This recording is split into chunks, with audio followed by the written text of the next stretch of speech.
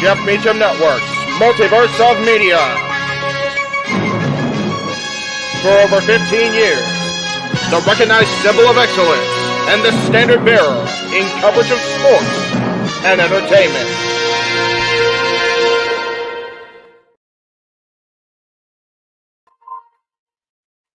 Fresh off the heels of arguably one of the greatest first days of any calendar year in wrestling history, in WWE history, we welcome you to day 2 and the superstars of NXT doing whatever it takes, be it good or be it New Year's evil, to succeed in the new year. Ladies and gentlemen, I am Jeff Meacham. He is the simple man Noah Foster, taking his notes, getting himself ready for tonight's presentation.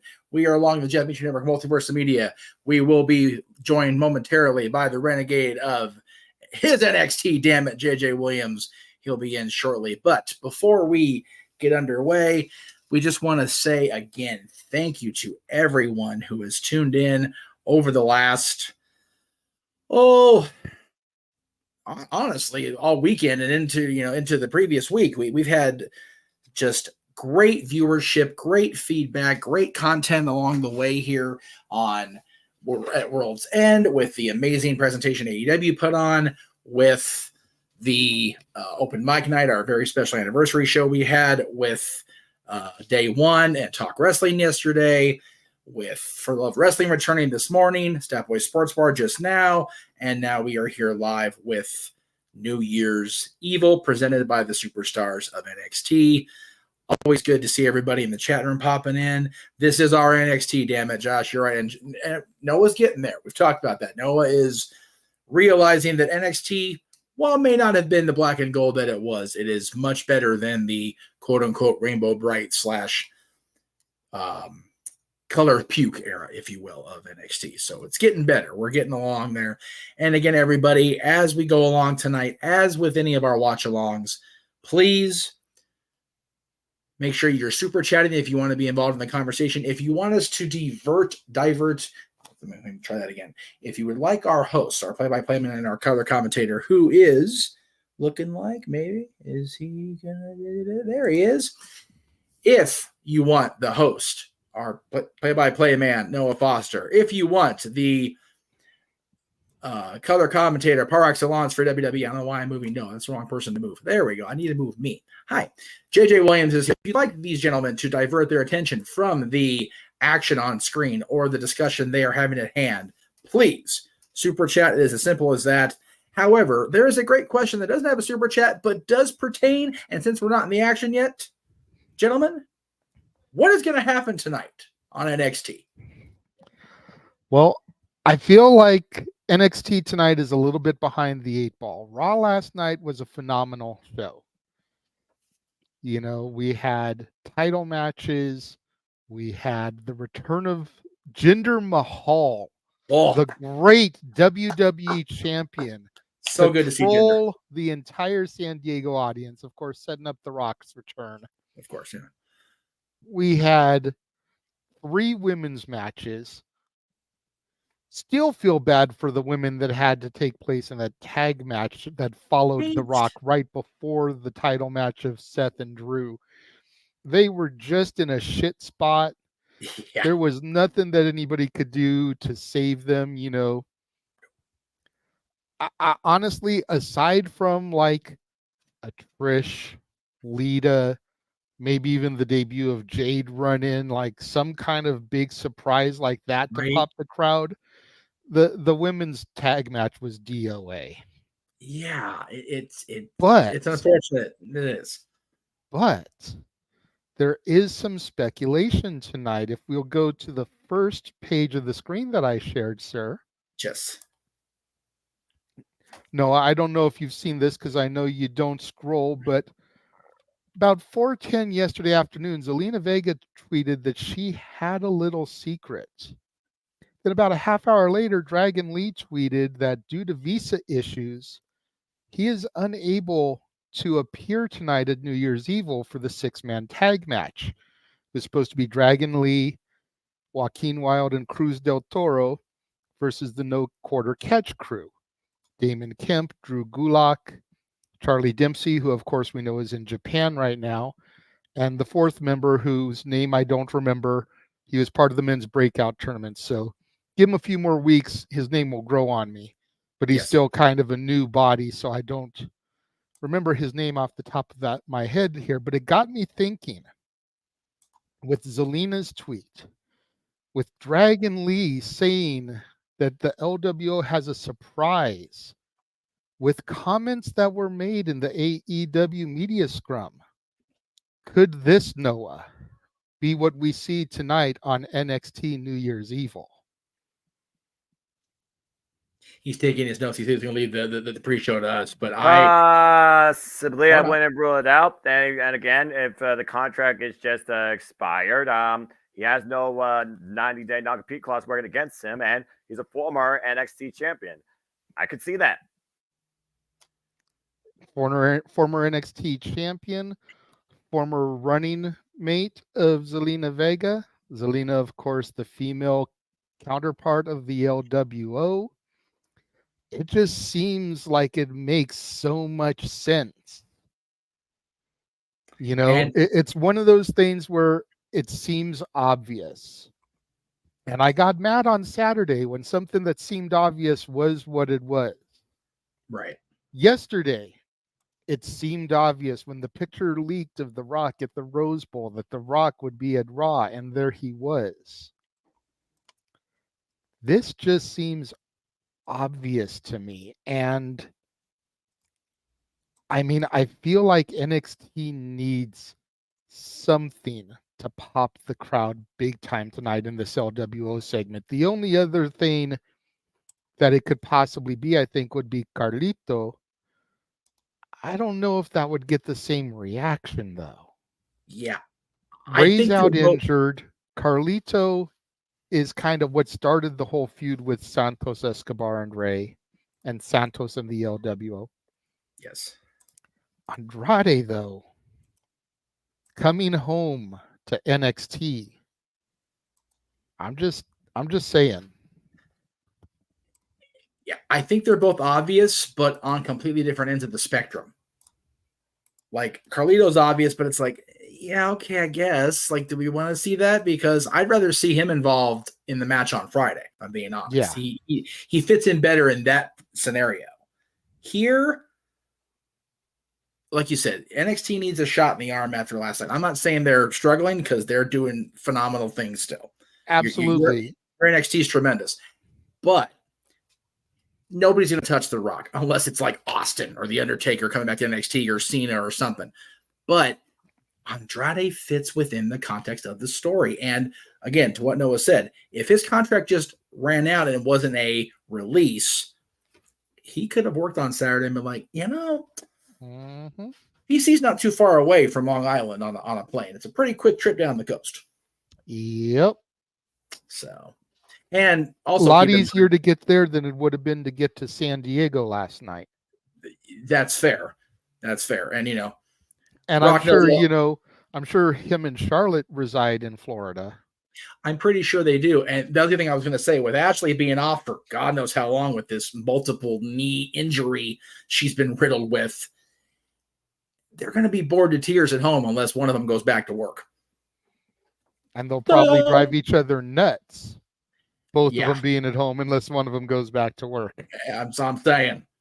It's, they can be all the lovey-dovey and all they want, but at home all day, every day, gets a little tedious after a while. So, and that's my speculation here. But other than that, man, I'm looking forward to the show. I think it's going to be action-packed. I think it's going to be hard-hitting. I think it's going to be good flow to the show, just like my NXT has done lately. I mean, hell, we discuss it all the time. Year and a half ago, Noah gave two shits about NXT. He wouldn't even give it a glance. He only did because he had to for the watch-alongs. Right. Now he's looking forward to tonight. At least half of the card intrigues him. Right. My NXT has changed his mind, at least turned the corner. He always says it'll never be what it used to be in his NXT. Right. But it's still a lot better than what it was during that Rainbow Bride era. Yes. But the question was asked, what's coming up tonight? This is what's coming up tonight, man. We've got the finals of the breakout tournament, JJ. I know you've Riley Osborne representing Chase U versus Obafemi. Obafemi's a beast, dude. And Riley Osborne very well could be the male counterpart to Thea Hale. Thea's had a crush on him since he appeared in the Chase U classroom. And I don't know, he could be what brings her back to the light side, away from Chasey Jane, back to the bubbly Thea that I knew and loved and crushed on. And you never know with Riley Osborne and his push here. He could be the golden boy that helps save the woes of Chase U. I mean, yeah, with what Mr. Chase and Big Duke are dealing with, they need a moment of bright here, a moment of positivity, and this kid may be that. So we'll see what happens later on tonight. This one I know everybody's looking forward to. Yeah, Ariana Grace, the daughter of Santino Marella, versus the prodigy Roxanne Perez. This is just one of those cat fight grudge match type of things. Yeah. You know, Ariana Grace thinks she's Miss NXT, sticks her nose in everybody's business, and Roxanne has just kind of taken exception to that as of late and is wanting to show Ariana Grace her place, if you will. Roxy's the one to do it in NXT.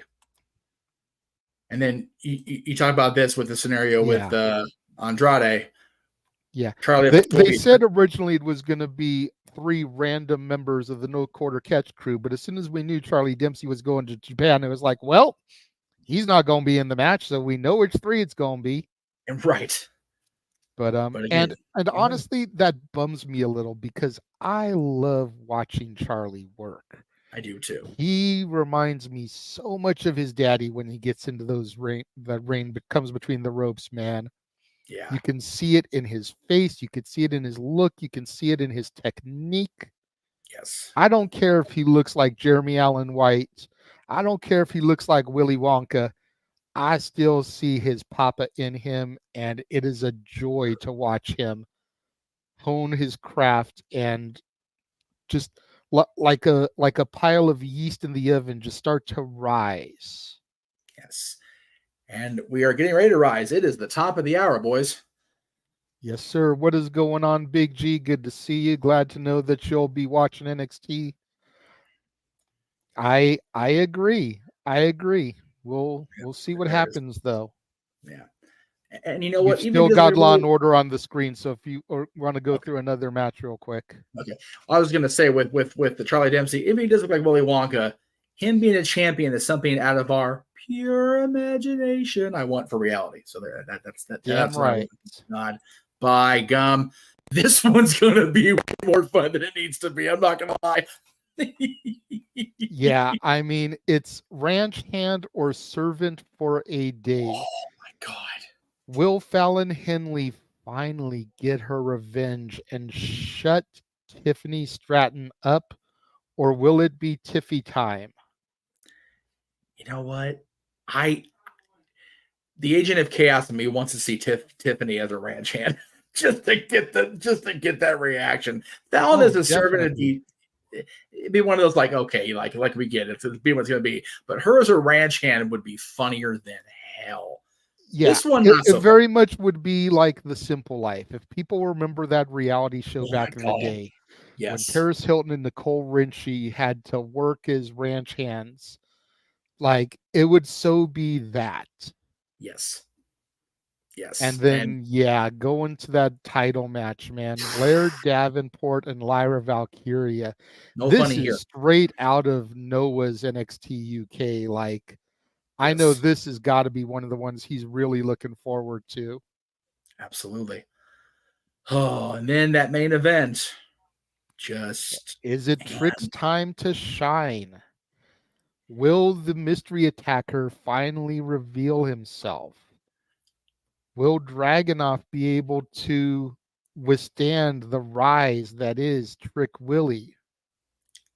Will the Trick Mellow game come together or finally completely implode?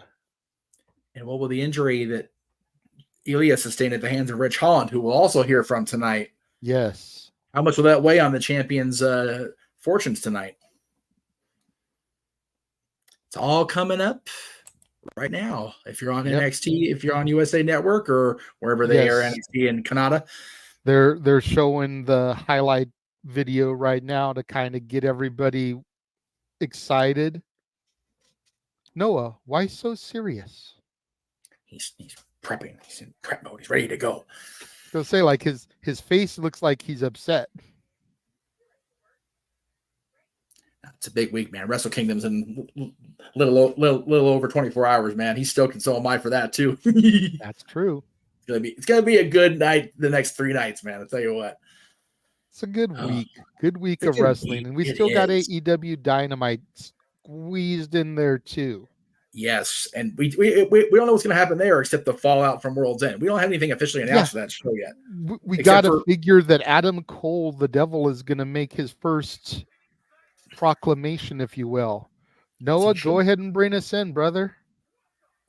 Well, that being said, you all gave all the hype, the pomp, circumstance, and possibly resolutions to conclude as we bring everybody in. Happy New Year, everybody, and welcome to NXT New Year's Eve as we kick things off with the NXT Women's Championship. Hello once again to everybody out there watching across all Jeff Vision Network live watch events, connected channel here at the Jeff Vision Network Multiverse of Media, the Jeff Vision Network. You know what this is, I'm the Superman, the simple brand, voice of JMN, for great professional wrestling, but I'm starting to appreciate sports entertainment. And my name is Noah Foz, but this isn't my brand. This is NXT's brand. This is where NXT is supposed to shine tonight, even under the darkest of lights. And it might be the evil within that gets the win as Blair Davenport looks for her first NXT Women's Championship after overcoming the odds in the Iron Survivor Challenge last year at Deadline. As the women kick things off tonight. JJ, are you ready to go? I am definitely ready, man. This looks like it's going to be another women-heavy card. Like I said, we had 3 women's matches on Raw last night. We've got 3 women's matches scheduled tonight. 3. Yeah, 3 women's matches scheduled tonight. It's a good week for women's wrestling so far, good sir. And here comes the champion, Lyra Valkyria.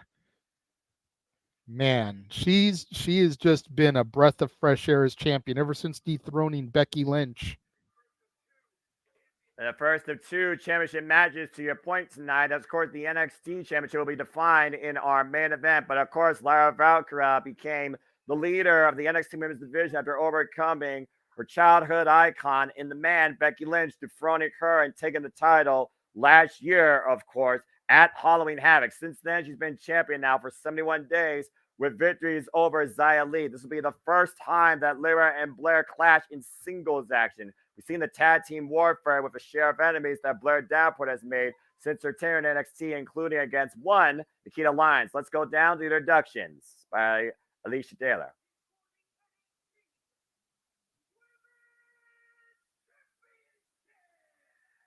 Blair just giving the side eye to Lyra, not taking her eyes off of her.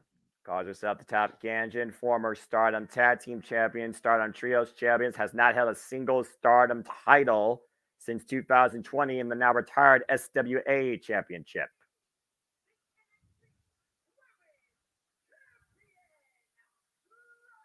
The Valkyrie finally rises to promise and ascends upon her throne, holding the gold. But will she still be holding the gold come the end of this contest? In Blair Davenport's mind, she needs this just to call herself champion. Lyra preserves this to call herself the best. One of these two is about to define a resolution in leading this division with the NXT Women's Championship. There's a lot on the line here. The reigns were underway. Again, it's one of those things. You have the championship. You have that cloak of invisibility. You have that extra confidence in you, but you have that extra pressure on you as well. Blair Davenport, though, she's basically made no friends since coming to NXT, but it's led to opportunities. As we saw, she was able to outlast the field, score 3 points, and win the second ever Women's Iron Survivor Challenge to earn this opportunity. Some great chain wrestling here in the early goings, Noah. But again, you can figure out how well these two know each other. Both of these women no stranger to the UK independent scene for those that follow Ayla Valkyrie and Bea Priestley. And again, you saw how tense it was in that sit-down interview prior to this week's NXT. And again, shout out to everybody out there in the chat. Thank you for tuning in. Please subscribe, comment, tell a friend. And if you want to dictate the conversation, don't need to dictate super chats. As simple as that. Side headlock right now as Lyra keeps Blair Davenport down towards center. Of course, Blair Davenport, not her first chance for the NXT Women's Championship either, as of course, when she first came in, it was at Worlds Collide against Mandy Rose and Michael Satomura to unify the titles. Be the focus right now.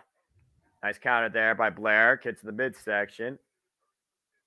Trying to turn momentum here. Irish whip to Lyra in the corner. Blair looking to follow up. Lyra up and over. Great agility here.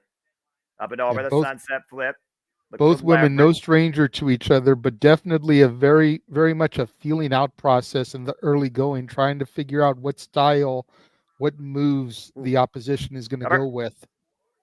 Well, it's one of those things where you face somebody so many times, or you've seen somebody so many times in action, you want to throw them off their game. You want to surprise them. You want to catch them off guard. And right now, Blair Davenport pushing Lyra towards the corner. Body shots right now. Finally breaking the side headlock. Of course, Blair Davenport came back from injury and was the mystery assailant, attacking everybody possible in the NXT Women's locker room, including but not limited to Roxanne Perez, Nikita Lyons, and Wendy Chu. And whoa, just hung up across the top rope there. And Blair right now looking to turn things around, going up to the high-risk district, working for something big, double stop.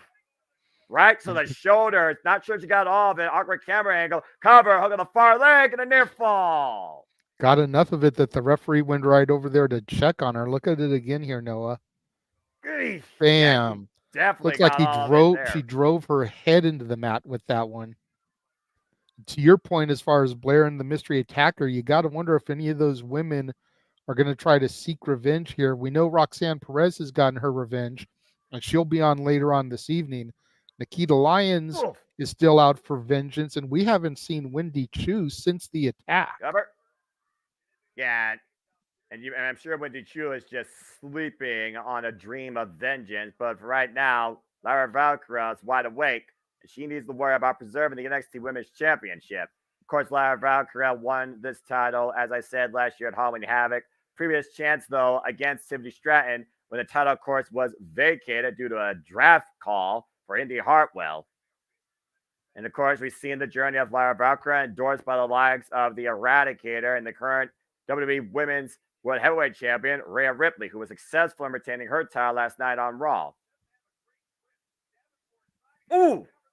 Good jawbreaker there to finally break the sleeper hold. Didn't have a good grip there when you looked at Blair Davenport's position. Played to the advantage of the champion to find a way out of that. And right now, Lyra, and of course, we got to watch for that knockout spinning heel kick that has knocked every opponent out to this point in Lyra's run at NXT and just lining up the challenger. Follows in with a clothesline, takes Blair off her feet. It's like a heart punch wheelbarrow slap combination there. Flies in with a crossbody. And Valkyria firmly in control right now. It was definitely some abnormal offense there. Spinning solo, but that's always been Aloy Valkyrie's MO. If you followed her through WXW and NXT UK, and again, the striking prowess of Lyra Valkyria is something to behold, and you're seeing it firsthand here. Blair in position, Lyra going up top here. She might be looking to ascend, and will it pay off? Blair down to her feet, cross body, and a miss.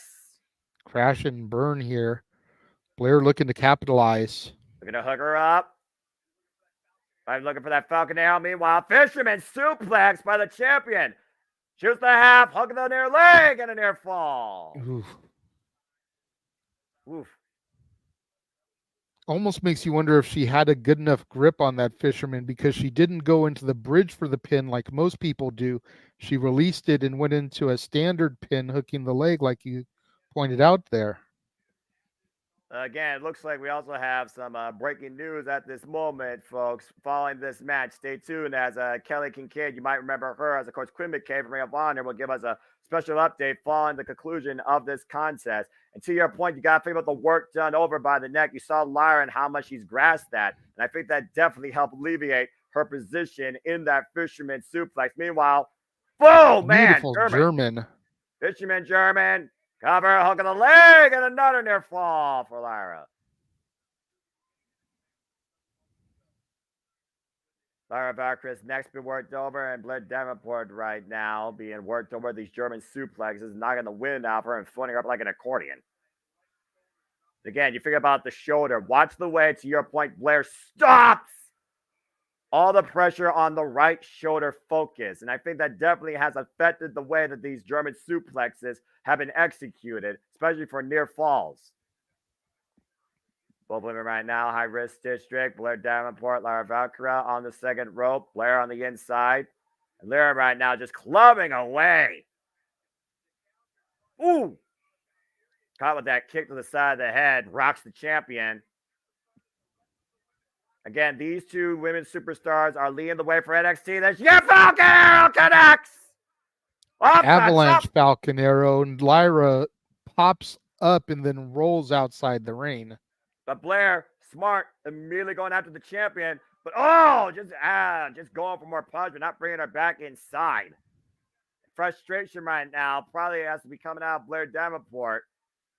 I want to see a replay of that and see how Lyra just popped after that Falcon Arrow.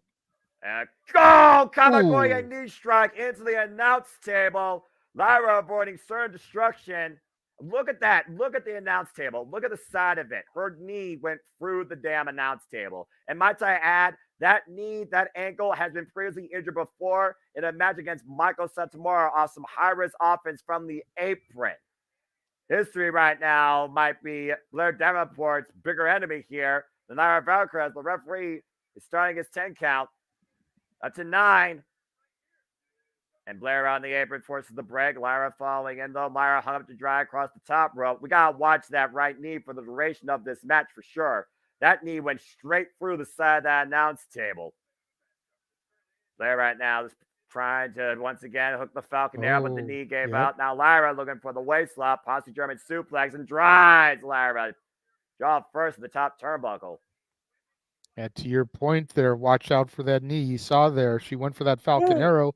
Oh, that could have jammed it even more there, going for that double stomp. There's that spinning heel kick. And Valkyria hoisting Blair up on the shoulders. New Year's Evil exclamation point. Falcon Arrow does the deal. Mizoka Driver, actually, excuse me. And Lyra retains her title. Spin out, driving Blair onto her shoulder blades. And Lyra retains at New Year's Evil. Again, women's contest here. The first women's contest in NXT this year. As Lyra starts off strong, holding on and completing her second defense of the NXT Women's Championship. A great kickoff to your brand this year, JJ, and a great kickoff to Lyra's run this year in 2024 that I'm sure is only going to get bigger from here. Again, to your point, that Avalanche Falcon Arrow, the immediate pop-up, and instead of bringing it back inside the ring, looking for further destruction and possibly injury, trying to drive her knee into the face of Lyra. You can see it in the champion's face. She drove that knee for the announce table. Wasn't the same sense. And that spinning back heel kick, I don't care who you are, lights out. What? Wait a minute. What? Wait. Oh, shit. Lola Vice with her breakout tournament title shot. Oh, wait a minute. Who's that? That's Tam Paxley. What? Electra Lopez now coming in as Tam Paxley stops the attempted cash in the breakout tourney contract. To your point, it was Lola Vice that won the breakout tourney last year. And, of course, Tatum and Lyra with major respect for each other.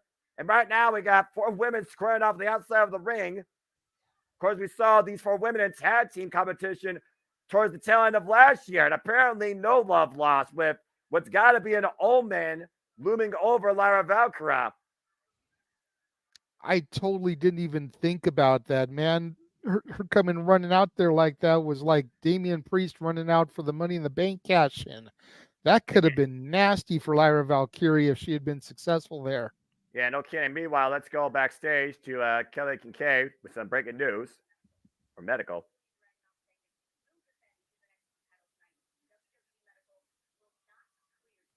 What?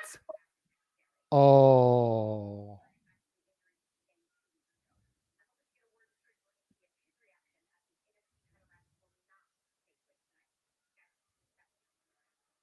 Wow. Unfortunate news here, ladies and gentlemen, as Kelly has informed us that WWE Medical will not clear Leah Drown to compete tonight, and the NXT Championship match, as of this moment, is officially canceled. We will hear from Trick Williams later tonight regarding what we just heard moments ago, but going back to what we just saw, this strange, affliction for Lyra Valkyrie that Tatum Paxley has. Clearly, Lyra wants nothing to do with it, but if nothing else, Tatum Paxley just prevented a second NXT Women's Championship match tonight for Lyra Valkyrie. So again, how does this thing fall out and develop? We'll just have to wait and see. Right now, we're getting ready for our next tag team contest here, Trios Action, with Drew Gulak trying to recreate what he did, of course, with Catch Point, for those that don't know, from Evolve Pro Wrestling. Before we get into that, though, I want to give a shout-out again to the chat. Matthew, Emmanuel, good to see you, and Wesley here. And it looks like Wesley has provided us a little bit of, oh, look at that, a little bit of support here, JJ. Yes. Looks like he feels that Trick will become the NXT champion tonight. Noah didn't address me, so I'll let you answer that. Let's see here. Trick will become the NXT champion tonight, Noah. I don't know this soon in his run. Oh, it is Carlito. I mean, you know what? While it would be cool for Trick Williams to become NXT champion, I don't think tonight's his night. It looks like what you might wish is inevitable will be prolonged as Carlito comes into NXT on behalf of Dragon Lee, who's, of course, dealing with visa issues. Wearing a We Are NXT shirt, Noah. I think you'd actually like to get your hands on that one. Yeah, because it looks like the NXT is the old school logo. It is, and I can appreciate that, but also I am extremely conservative nowadays to the point I don't buy a pair if I'm not going to wear it. I'm not one of those type of people that just spends money willy-nilly anymore. I'm very scrupulous with it. Bell rings right away, and thank you, Wesley, by the way, for that $5 super chat. I don't think Trick Williams' night is tonight, but I do think we will whoop that Trick some point before year's end with him as NXT's champion. I will say that. Chance ran out now for Carlito in this six-man tag. Apologies if I feel a little bit deflated after hearing that news, as again, the most anticipated match of the night. Almost makes me want to rant, but I'm going to wait till it plays out and see if something changes tonight, because there's one thing I know. Ilya Dragunov says he's Umba Simpar, unbreakable, and you cannot break the will of the champion no matter how much you try to restrict it. And I know Trick Williams wouldn't want anything less. Well, we'll talk more about that, I suppose, later. And again, folks, please like, subscribe, comment, tell a friend. We hope that you are enjoying the engagement, reactions, commentaries, the breakdown conversation. And again, we do this for all the shows, all the specials across all the brands of wrestling. Nice high cross body off the top rope. Look at the leg of Drew Gulak. This is interesting because, as we know, Drew Gulak, he's been trying to recreate what Catchpoint was founded upon. Proficient technical wrestling execution and opportunity found at hand during a contest. And of course, he did that in the early going with one Hank Williams and lately Charlie Dempsey. Cover here. Not a near fall. Now, is that Joaquin in the ring right now for the LWO? Or is that Cruz? Yeah. That is Joaquin Wild. Okay, so Joaquin is shirtless. Cruz has got the shirt on. Got it.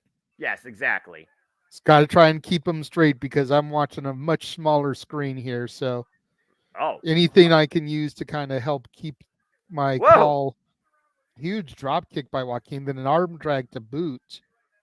Again, we talk about the high flying capability. Oh, clubbing shot though from the back. The youngster there just coming in, that game mentality.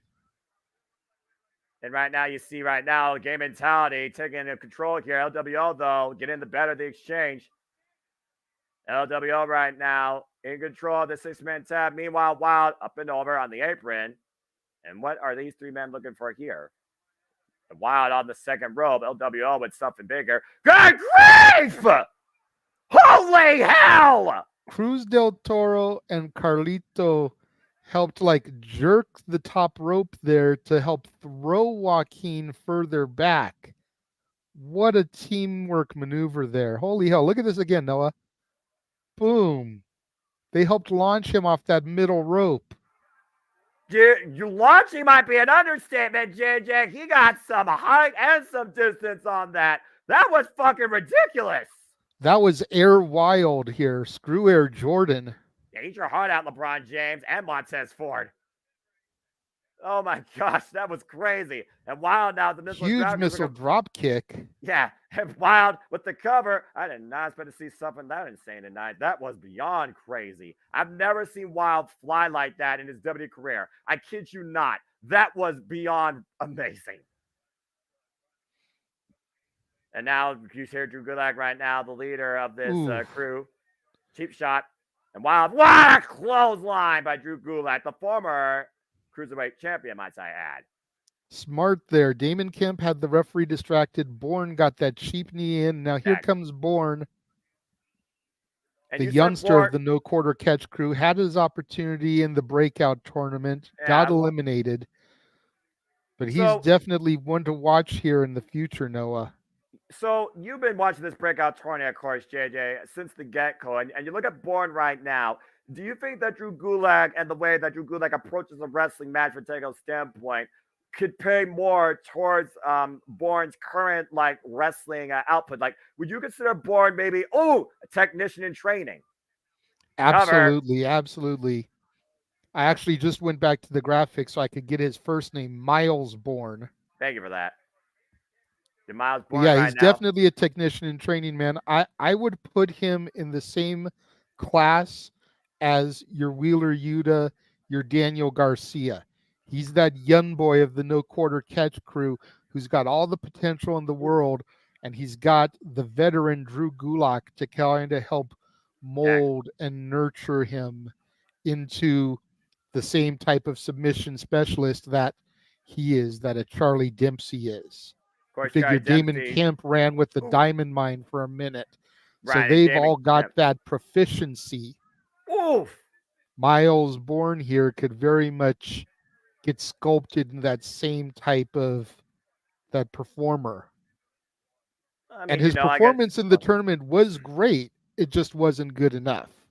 Gotcha. Okay, fair enough. Well, thank you for that insight, JJ. And of course, to your point, Charlie Dempsey that we were talking about earlier is currently now in Japan, in All Japan Pro Wrestling. I believe he's challenging Kazuhiko Nakajima for the Triple Crown Championship. But Kazuhiko Nakajima was successful in retaining it against Kento Miyahara last year on December 30th. An incredible contest as Nakajima is channeling basically his own Inoki as being the king of kick and the strongest at it right now. If you've looked at his current display lately in All Japan Pro Wrestling since his leave from Pro Wrestling Noah. And thank you, Sandy, by the way, for your thoughts regarding that yesterday. I forgot to talk about that, of course, when she brought that up. And right now, Damon Kemp right now picking the ankle, of course, lump hole of Diamond Mine after the betrayal. But, of course, now to Drew Gulak. Here, swing and miss. Tata Carlito. And things are about to get cool in the ring. Well, you hope so. I don't see an apple in hand. And we're not going to talk about his current fame unless you want to hear me rant. Meanwhile, Carlito right now picking up speed. Nice rising knee strike to Damon Kemp. Miles Bourne, double clothesline to miss. Double clothesline by Carlito. Takes Bourne and Kemp down. If you want to hear Noah rant about Carlito's current theme, that'll be a $10 super chat to the Casa D18 Studios channel. And Carlito with an apple. Drew Gulak up and over with the fat body drop, though. Huge back body there by Carlito. Who brings an apple to a wrestling show? Carlito. Boom! Spine on the pine. Number 2. It may have been on the pine, but it was only fine. Not enough for the 3, JJ. Ooh, super kick by Wild, though. Meanwhile, Miles Bourne sends him up and over, and Bourne flies in runs him over with the clothesline. Playing the issue right now. Oh, wow! Up the rope, and right now, Damon Kemp hooking up the Toro. Up and around and slammed down. We're down to the 2 legal men again. Damon Kemp and Carlito hoisted up. Ooh, backbreaker. And all 6 men are down right now. How about a furious exchange among all 6 of these competitors? Damon Kemp right now going for the cover, shoots the half, hook him a leg. Is enough here? No, Carlito finds a way to escape. Nice Wile E. Coyote cam shot there showing us where everybody is. I was about to say, you don't usually see that in NXT, let alone outside of Money in the Bank matches. I'm just saying. Or War Games. Joaquin Wilde going back up to the top rope. Whoa, my tornado to the outside. Wiping out Drew Gulak and Miles Bourne. Beautiful execution off the top rope by the former GJZ. If you know, you know, folks. Impact Wrestling. O'Connor roll by Damon Tipp. Again, there was a blind tag, though. He is not legal. Del Toro is. And Carlito. Backstabber. There it is.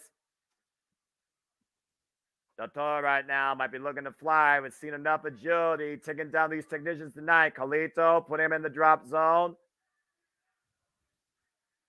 And somewhere Del Toro is looking to soar back turn. Phoenix Splash finishes business. Del Toro with the win for the LWO.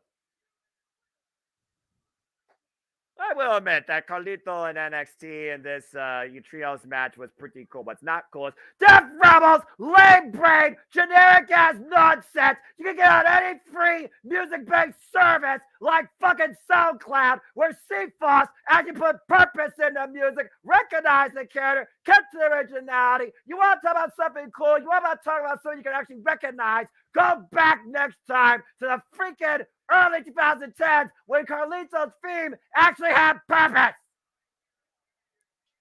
There you go, Wesley. I hope you enjoyed your rant. But I digress. Big backstabber by Carlito. Again, let's take a look at some of the highlights here. And then Del Toro with the hike, the twist, and the splash connects on Damon Kemp as the LWO tonight gets the win. You gotta wonder, Rey Mysterio's gotta be all smiles. What's going on for Charlie Dempsey's mind? Especially if Charlie Dempsey succeeds in All Japan Pro Wrestling. Ugh.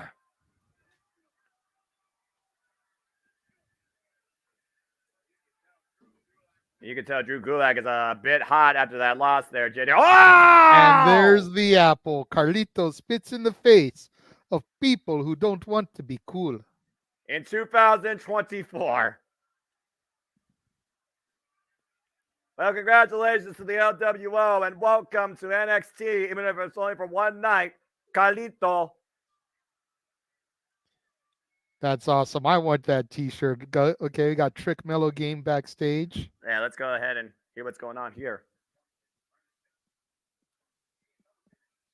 Of course, we finally know that Trick Mellow Game is back on full display after all those rumors and speculations of these two finally put to rest.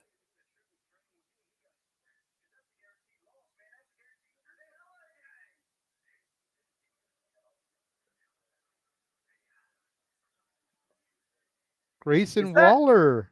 Oh, Lord.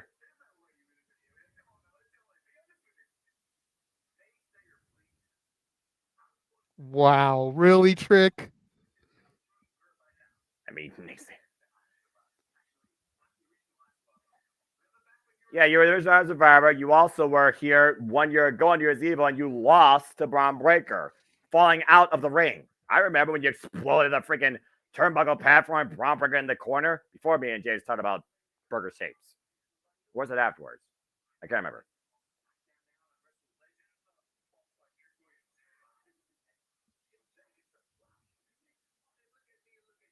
Grayson Waller saying he wrestles legends on SmackDown now, not flops like Trick Williams.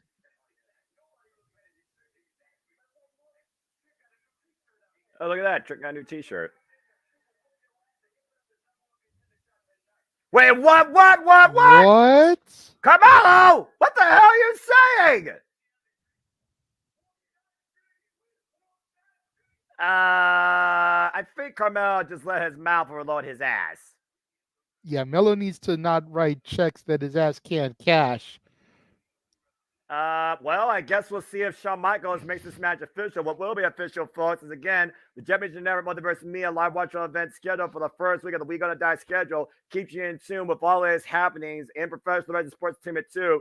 We'll be back here after tonight, next time on Friday night, to acknowledge the first SmackDown of the new year. SmackDown New Year's Revolution. Of course, we'll be covering it, and we'll be on the air live 8 p.m. Eastern Standard Time. That is SmackDown New Year's Resolution. Stay tuned for Revolution. Stay tuned for more on that. We'll crown a new number one contender to challenge Roman Reigns for the undisputed Universal Championship. Date to be determined. I imagine it's going to be Royal Rumble against Randy Orton, AJ Styles, and LA Knight. Yeah. Thank you. And of course, we're also going to determine the new number one contender to the United States Championship between Santos Escobar and Kevin Owens. And the Women's Undisputed Championship, name conventions, will be on the line as, of course, Io Sky will defend the title against Meacham. This and so much more this Friday on SmackDown New Year's Revolution. Hey, Jeff, what's going on? Who is this Meechin that you speak of? I know who Mia Yim is. I do not know this Meechin that you talk of. I was going to say, I said Meechin. That's why I popped in. Wait, Meechin, is that Chinese food? This is Meechum. Is that what you meant? Was that a bot in your lingo? Let's go with that. Yeah, we got Mia Yim on SmackDown. We got Meechum in the booth. Let's go with that. Hi, Jeff. What's up? Just felt like popping in during the full commercial and saying hello to everybody. And once again, reminding everybody that we appreciate the super chats. Just follow the ticker as we do. Going forward, We're going to make sure we actually super chat and acknowledge them when the match is on. Again, very much appreciate the $15. Just we're a wrestling stream, not a class in manners or commands. Thank you. Absolutely. And I am going to address the real Wyatt real quick. At least this Trick Mello story isn't going as long as the Adam Cole Devil story went. Jesus, right? Yeah, that felt like an eternity. You figure about All In, that was in freaking August. So that's fracking 4 months plus. Why the Trick Mello conspiracy theory has only been about 2 months, give or take. And it'll probably get resolved here either tonight or Vengeance Day at the latest.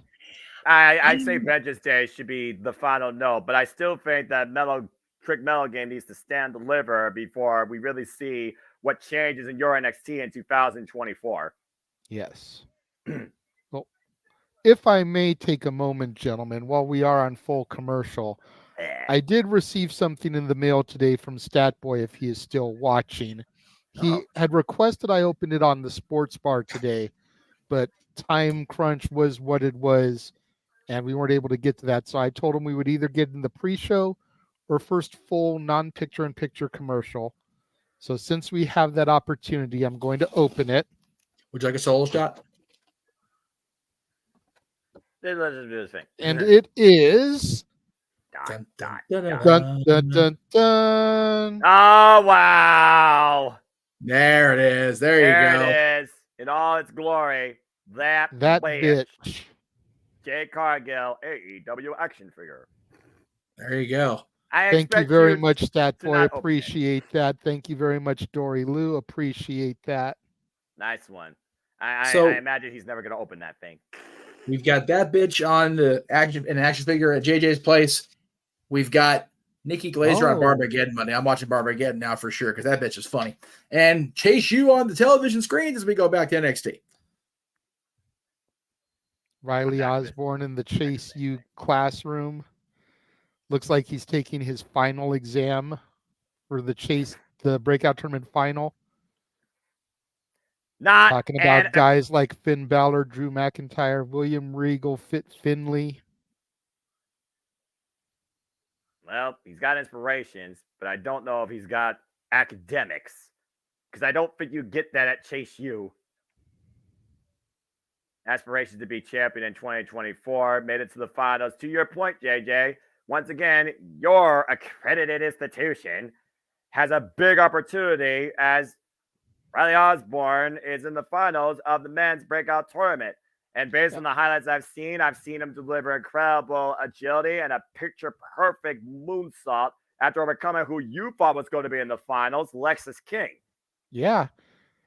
And he beat Keanu Carver as well there in the first round. Jeff, I just shared the bracket if you want to bring that up real quick. And it looks like it's official. The Battle of the Iron Survivors tonight. Trick Williams. So there you go. Trick Williams, Grayson Waller, Battle of the Iron Survivors, and the winner will be the number one contender to the NXT Championship. So there you go. That's how we got to the finals here. Riley Osborne defeated Keanu Carver and Lexus Keene. Obafemi defeated Miles Bourne, who we just saw in that 6-man action, and Tavion Heights. Interesting.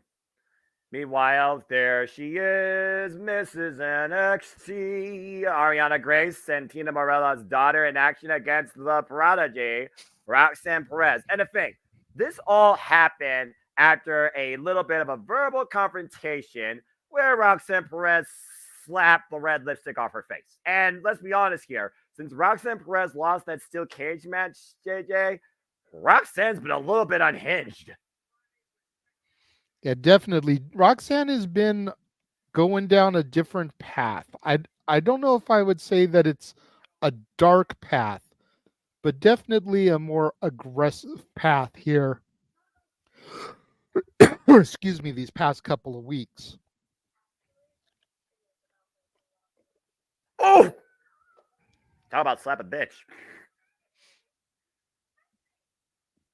Well, I mean, again, you say it's not about wins and losses. I think Roxanne Perez would disagree, being a former NXT Women's Champion, and after losing that steel cage match against freaking Kiana James, where business might finally pick up for that competitor, Roxanne Perez is looking to start off her new year in a better light.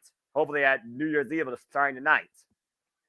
And of course, Ariana Grace here, as you pointed out, daughter of Santino, the niece of Santina Marella, beauty queen in her own right there. Right. Definitely you can see where she gets some of her gimmick inspiration. Look, all I'm saying is don't start blowing a trombone when you start winning matches. That's all I'm going to say. Ooh, look at that. She lured Roxanne into a false sense of security, offering her hand for a handshake, and then slapped her.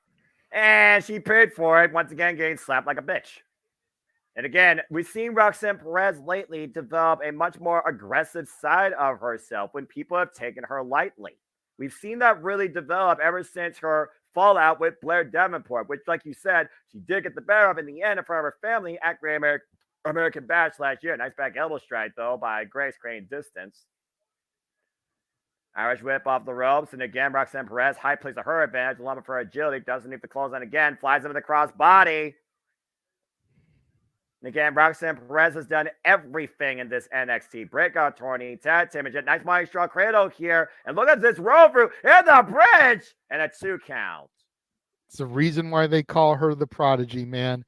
You listen to Booker T on commentary here in my NXT, and he can be annoying as shit. I am not even going to lie. Hey, that's but true. You listen to him on commentary whenever Roxanne is in the ring, and he sounds like a proud papa. Her, of course, coming through his reality of wrestling school.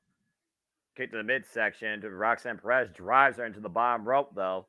And of course, Roxanne Perez overcame so much adversity, including her own self-anxiety, and catapulted up into the second rope. Again, we've seen what it takes lately to trigger Roxanne Perez, and why she's been able to use that sometimes to her advantage has also been to her, basically her fall. It's been to her downfall. We saw what happened again in that steel cage when that freaking business investment of whatever the hell her name was helped Kiana James win. And she didn't even have to escape. She pinned her in the middle of the ring. Let's take a look again at this catapult here. Sent up first to the second rope.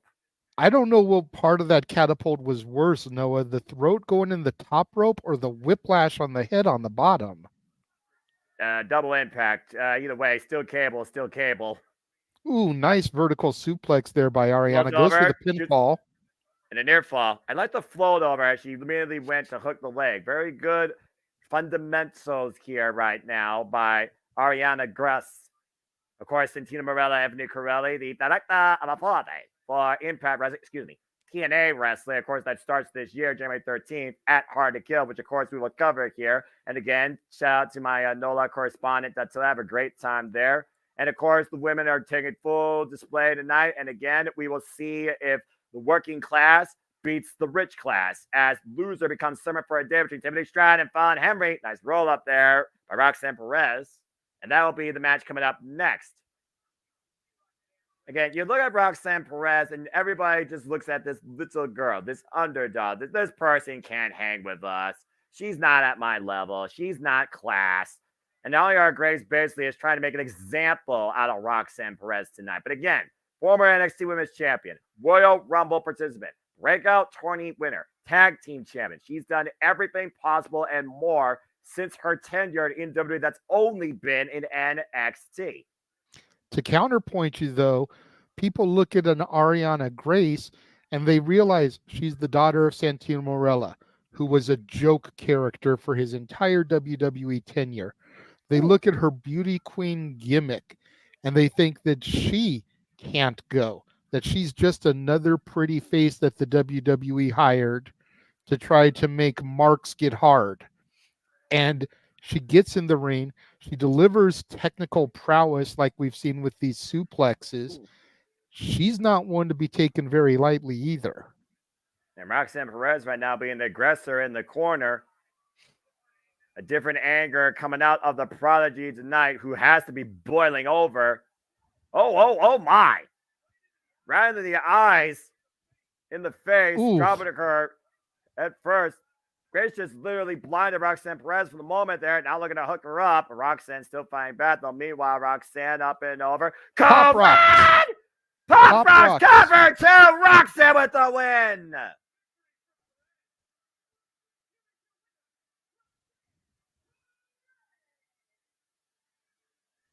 Well, Roxanne Perez out with a good initial statement so far at New Year's Evil, starting off for 2024 right. Beautiful, cold red, the Pop Rocks. That's the finishing move of this matchup, putting Ariana Grace in her place.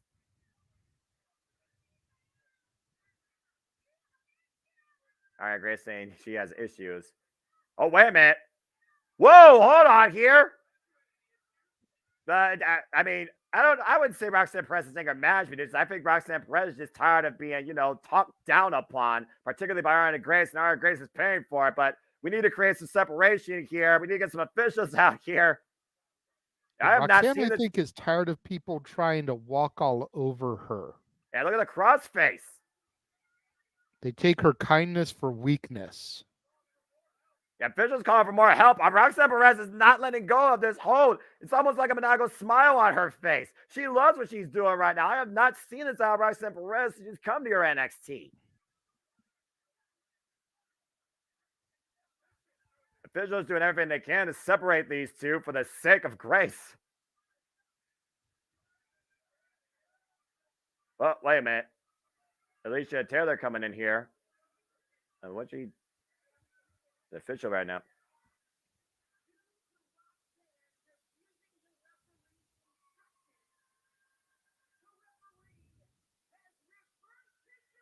Oh, come on! That's such a bullshit call! The match was over. Yeah! I mean, she followed the rules, she won. And you've got a pissed off Prodigy now, damn it. Shawn Michaels, you better fix this. Oh, Ava Raine coming out. Here comes Ava Raine leaving Shawn Michaels' office. She's basically been the liaison for the women's division. Makes sense. Let's see if she has any follow-up to this.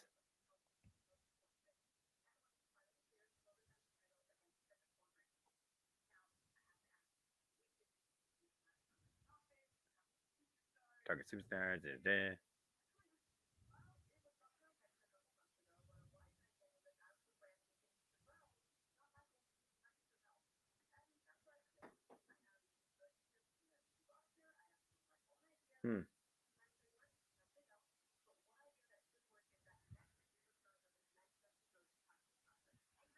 Nice. Okay, the Men's Dusty Rose Tag Team Classic kicks off. And again, didn't really say anything about her position officially, but to your point, she basically has become the assistant to the general manager.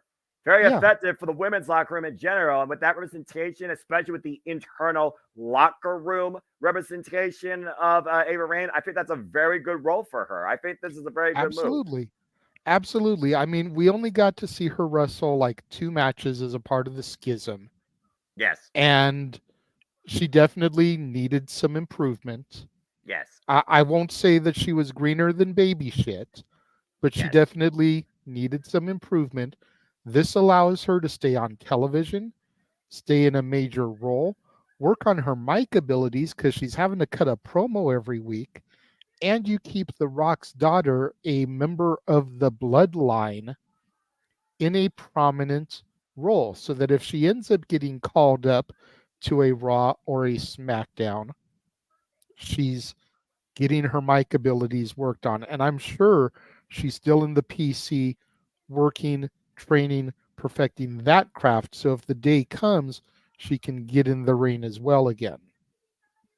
Well, I mean, again, if you can't do it in the ring, you try in a different role. Corey Graves became a commentator. Ava Rain could be a strong authority figure. And again, hard work pays off no matter what role you choose. And tonight, Fallon Henley looks to finally put Tiffany Stratton to work and humble her after literally being buried under trash and called out as trash, as these two have been feuding literally for the better part of 2 years. One of these two is about to be humbled and become a servant for a day. Can the working class overcome riches? It's truly rags versus riches tonight. One that becomes a farm hand or one that becomes a servant. And here's something else to think about, Noah. Fallon Henley has to go it alone. Her, Briggs, and Jensen all amicably separated a week ago. They are no longer a unit. Briggs has gone his own way. Jensen has gone his own way. Fallon has gone her own way. So she does not have her unit, her boys, to watch her back anymore. Well, I guess it's one of those things where after you think about, again, the fallout of 2 of those 3 losing out in both Iron Survivor challenges, you just need to go your own way and try and create your own way. And I guess right now that is the case. So I guess we'll see if Fallon Henley takes the first step tonight to finally make a statement of what it means to work hard and not be given everything on a silver platter. That's what this really comes down to tonight. Hi, Jeff. I would like to say quickly before Jeff speaks, thank you to Wesley for joining the members only section. Always appreciate the support there. Yes. But much like you talked about with the girls, he can go his own way until tomorrow. Non-copyright. It's okay to be members. Don't be an asshole about it. Yeah. I mean, I get it. But also, bullshit call by the referee. The match was over. Roxanne won. Roxanne was making a statement. She's not going to be the little girl you all can just try and step over. And we've been talking about she needed this aggressive side for a long time. We're finally seeing it come out. And the referee freaking recalls it to bullshit. Dumb call. Nonsense. All I know is I think we should call up to wherever the office is in Wrestling Canada so we can get Santina to do the trumpets for his baby girl because she just won tonight. What I think we need to do is we need to call to the Brooks home in Chicago, Illinois, and see if April is available to help usher this new darker side of Roxanne, reunite her with Cora Jade, and have her manage them. I'm here for that shit. Interesting thought idea. Every bit of it. It's an interesting idea, but only time will tell. I mean, again, we've seen Cora Jade. She's trying to be the main girl of NXT, trying to carve her own path. Whether the people like it or not, they respond to her, and that's all that matters. You get a response in the day, you're doing something in this business. Roxanne Perez, she went on to bigger and greater things very quickly and became the NXT champion, something Cora Jade hasn't done yet. So, I mean, maybe, both these women taking a dark turn as a way to bring these friends, career-wise, back together on screen and once again recreate and redefine another women's tag team. And maybe it will be the way to go. Now, I like Matthew's tag team name for them. The Daughters of Punk. The Daughters of Punk. Oy vey. All right. Well, again, we'll see what happens, I'm sure, soon enough. And whether or not Shawn Michaels or Ava Rain have repercussions for Roxanne Perez, unsportsmanlike conduct. Bullshit call. You know what? We'll see. Part of what Ava Rain said really caught me. I don't know if either one of you caught that. She said that a wise man told her, and then she went on like, ooh, she's got Paulie in her ear still. Well, just remember when he came that day for the Tuesday Night War, she spoke to him. Yep. So much the same way that Trick spoke to John Cena about when did you know that it was your time. Paul Heyman spoke to the member of the bloodline that was in NXT.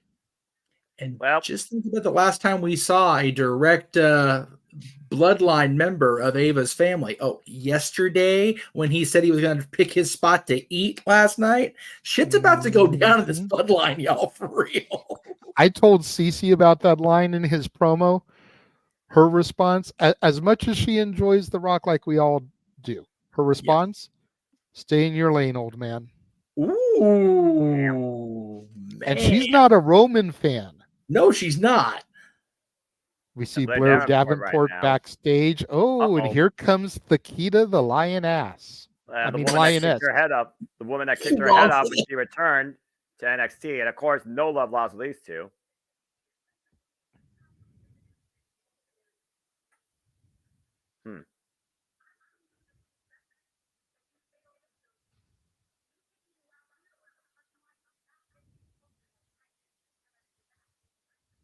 And the key Lions wanting to do stuff in the ring, so the score once for all.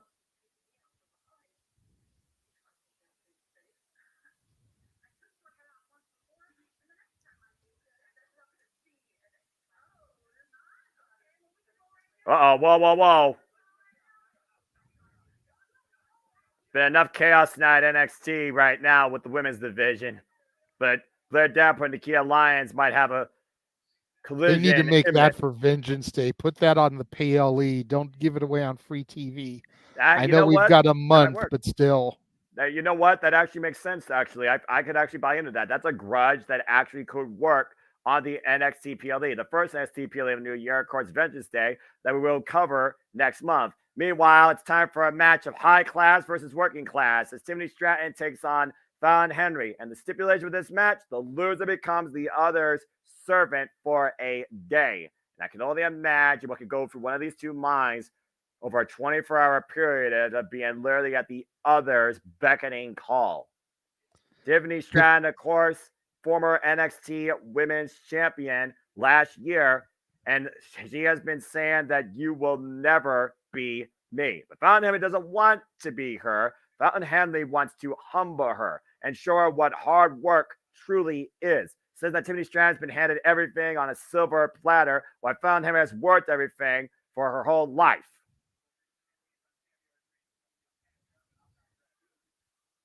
It's city versus country.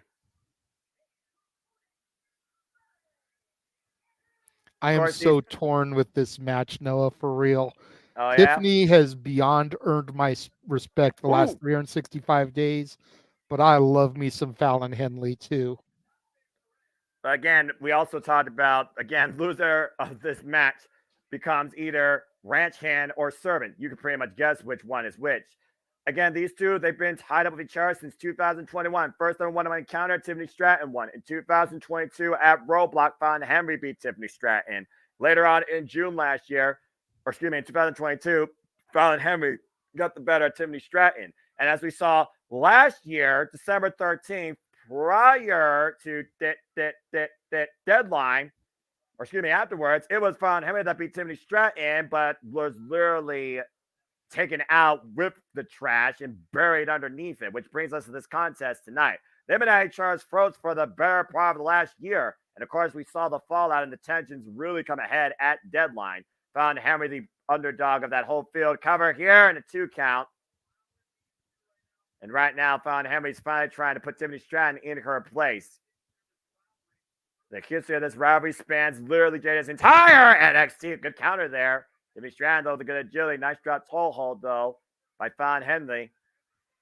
Oh, right to the side of the head with that kick. Fallon in firm control right now. Well, Tiffany Stratton just took control, coming up a handful of hair and driving Fallon Henry into the ring post. For those that don't know, Fallon Henry is the former Tessa Price in the independent scene with more ring experience in her entire career than Tiffany Stratton, who's literally been built only out of NXT. Is Tiffany Stratton about to acquire a new servant for one day? Find out as we continue this match in picture-in-picture.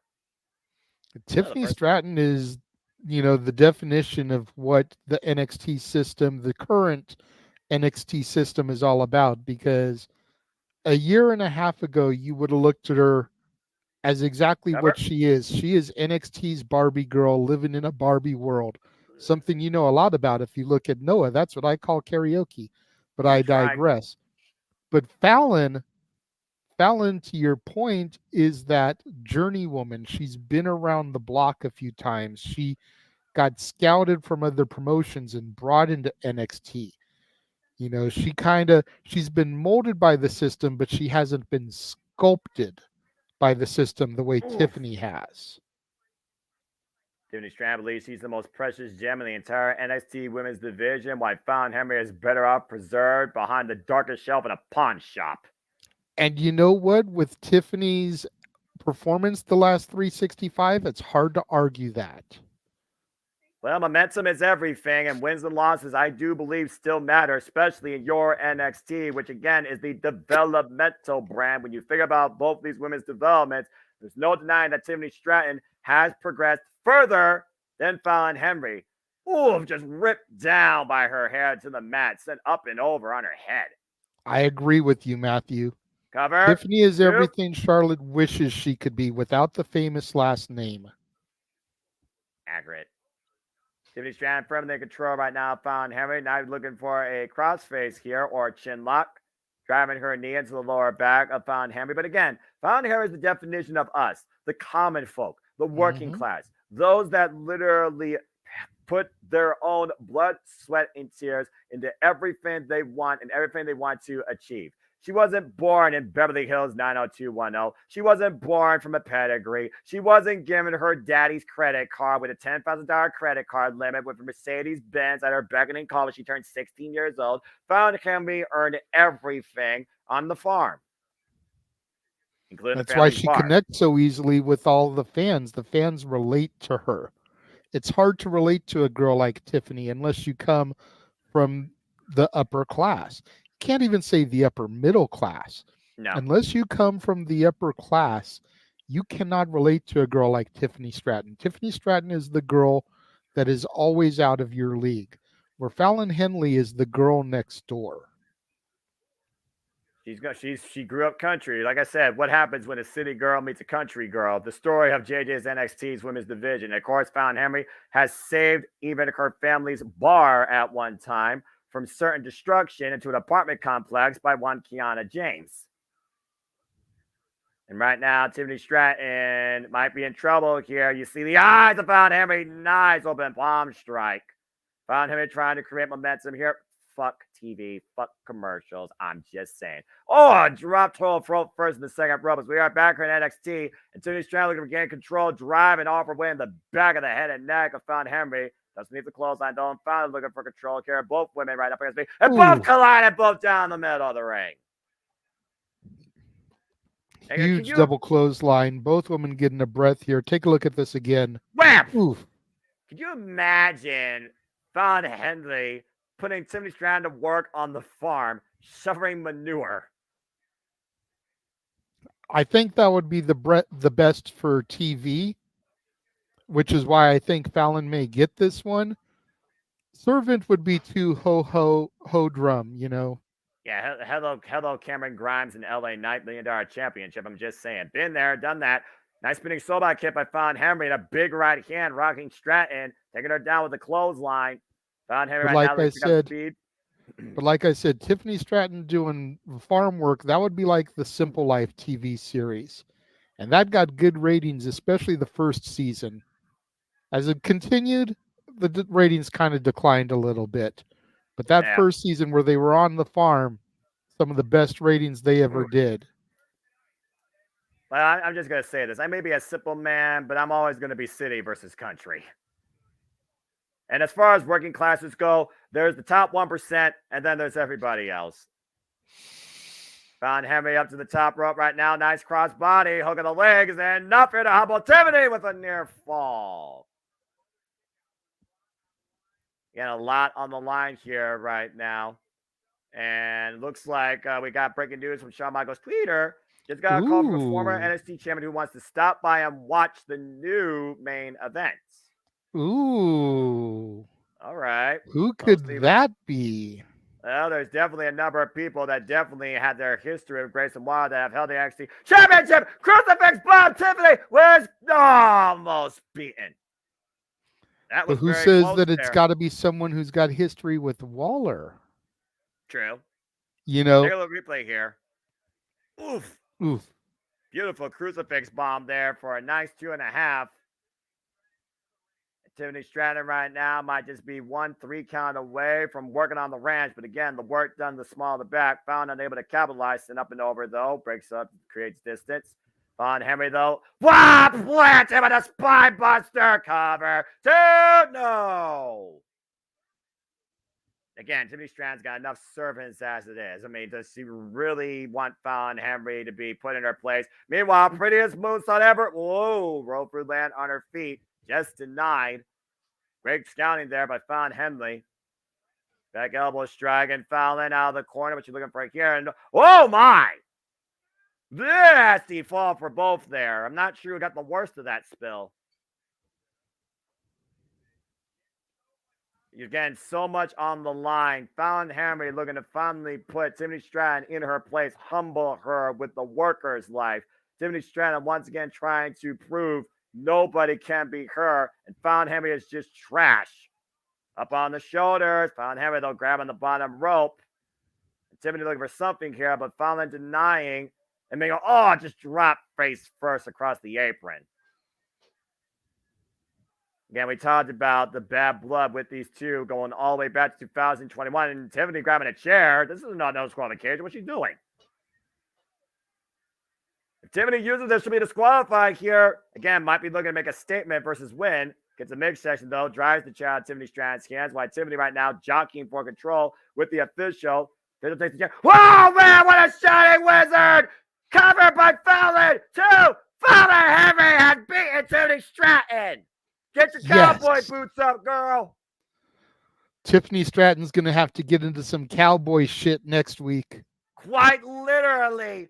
Fallon Henry just turned Tiffany Stratton into a farmhand for one day. Tiffany Stratton is Fallon Henley's servant. How poetic. Let's take a look at the replay here. The prettiest moonsault ever. Roll through denied. Meanwhile, jogging for a chair. Bam! That shot right to the head there. Not really shining wizard, but still you get the gist. Tiffany Stratton lights out. Saddle up, girl. You got a lot of work ahead for you, and it won't be at your beckoning call. It will be super early in the morning out in the country. Oh, man, this is going to be quite interesting. Just imagine, you got to get up early in the morning, grab that towel. You got to take care of the chickens, milk the cows. You got to fend all the farm life, take care of the crops, and work in the barn, too. Meanwhile, we go backstage to Braun Breaker and Baron Corbin. Braun Breaker, former NXT champion. And, of course, Baron Corbin, previous challenger to the NXT championship, came up short.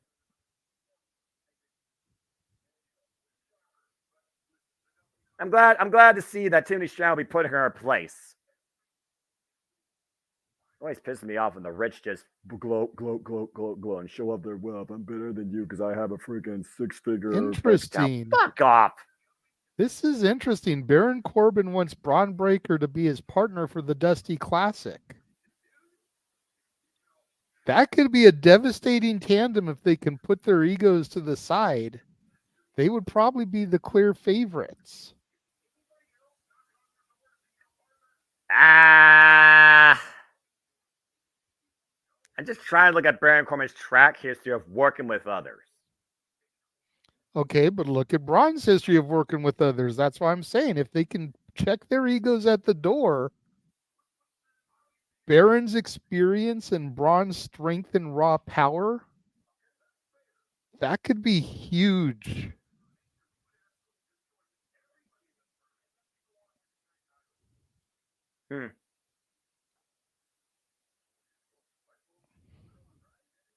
I mean, gold still gives you a paycheck at the end of the day, even tag gold.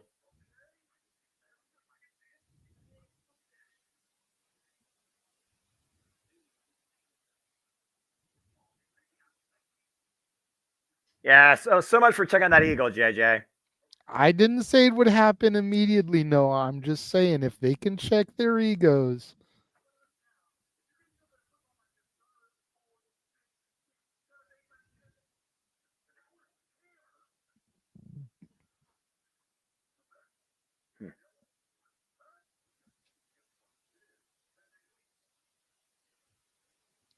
Well, strange bedfellows have worked before.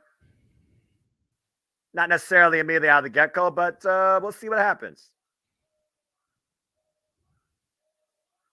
Taking a It look looks now like at as we preview, Obafemi. yeah, we previewed Riley Osborne there. Here's his opponent. So, Jay, this is all you. How about this individual here that waits on the other side of the breakout tourney? You showed the bracket earlier. This dude is just a beast. Like, look at his sheer power. He is the epitome of diamond in the rough. He's that raw strength that you just need to shine and polish to find that special touch about him. If I'm being honest, I thought Tavion Heights was going to defeat him, but there's just something. Look at that back breaker, that shoulder breaker there. Apparently, he's from Nigeria. God. Oh, my word. He's got that crazy eye look like Booker T. Yeah, he kind of reminds me of young Biggie Langston. Just that sheer raw power and strength before he was able to get molded into what we know him as today.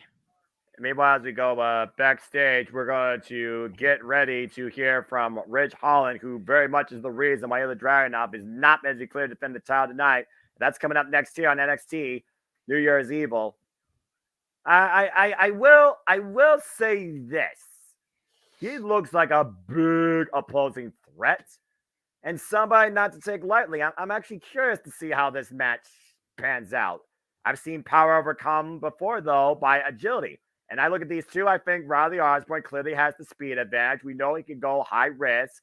I'm very curious to see what Oba can do besides throw his body weight around and collide with people's bodies. So this match kind of intrigues me as, of course, we continue the We Gonna Die kickoff week here at the JMN Multiverse of Media. Again, folks, still so much more to come. After this feed tonight, tomorrow, you got the Greg Cherry show. As we got the best of TNA on Thursday, we're going to take a little bit of a day off, but I believe that's when we'll have Talk Wrestling. And then Friday, we'll be back here for New Year's Revolution, Friday Night SmackDown, which I'm sure is going to be an interesting showcase. And, of course, we also have Wrestle Kingdom 18 coverage. That'll be super early Thursday morning. Cannot freaking wait.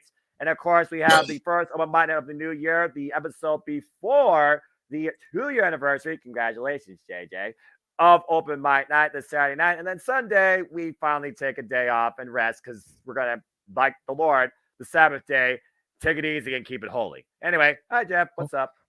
I hope you're ready, Noah, because you're the one who last year pointed out the 1-year anniversary of Open Mic Night. Yes. You hosted the 1-year anniversary of Open Mic Night. You are going to be back in the hot seat again this year, good sir. We're going to keep that tradition rolling.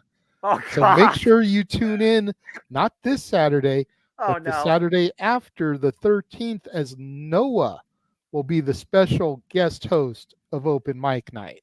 Following Hard to Kill. Yeah, immediately following Hard to Kill. Oh, God. Lest we forget. I'm working double duty. I'm working double duty that Saturday night. Oh, Jesus. Double duty. Okay. Okay.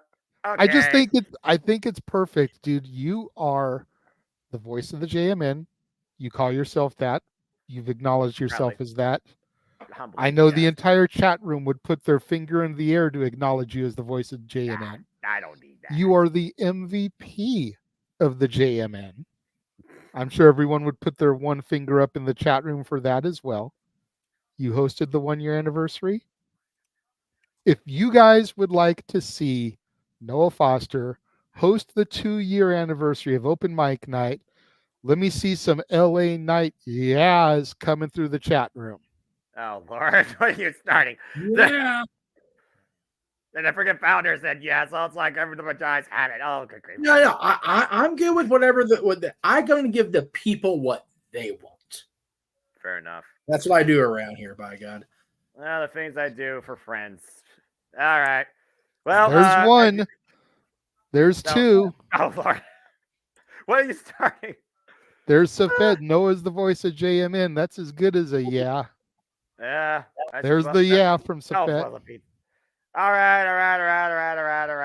I mean, heck, as is tradition, I guess a new tradition develops here as the Championship Network continues to evolve every year as we just celebrate the what was it, the 4-year anniversary, Jeff? Or the 5? We celebrated the 4, kicked off the 5th. That's why okay, just making sure the number's right. All right. Well, anyway, we got a full commercial break on right now. So Jeff, how do you feel about the fact that friggin' Beverly Hills is going country?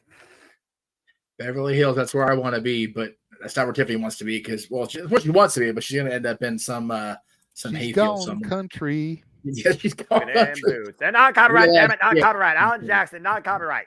Well, hey, again, it's not a copyright if we don't have the music behind it. You gotta stop correcting that stuff.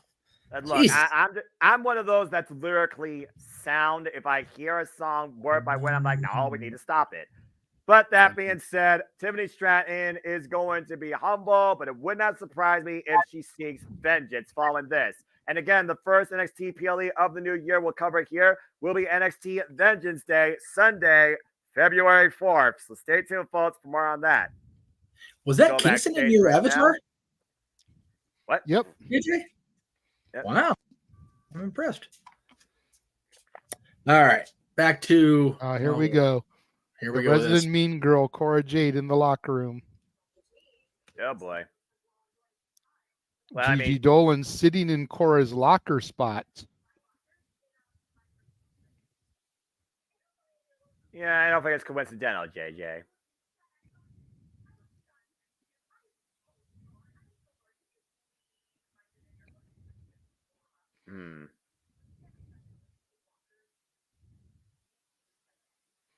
That's fair, Gigi. Yeah, respect goes both ways. Or should.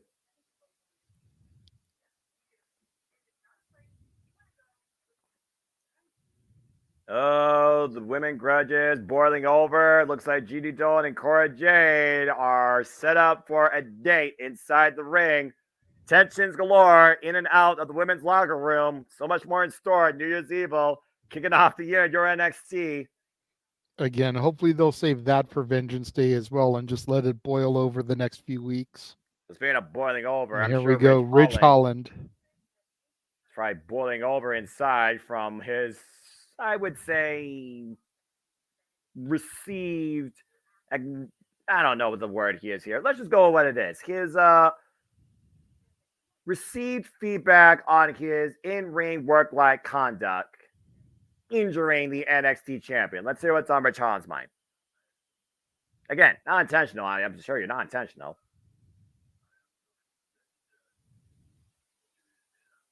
Yeah, Big E. All right, please get well soon, brother.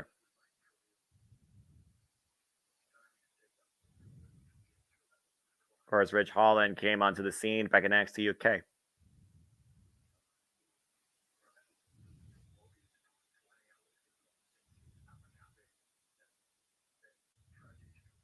Yeah, injury struck Ridge Holland October 7th, 2020. His knee gave out on him. And his ankle. Oy!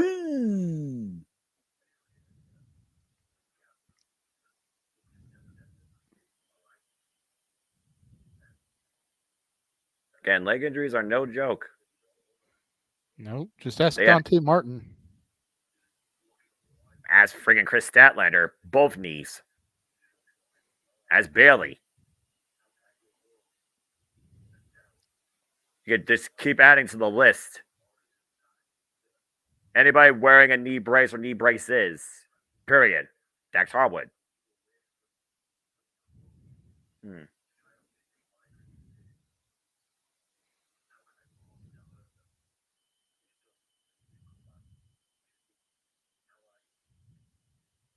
course, Ridge Holland, family man as well, came across the pond from Great Britain.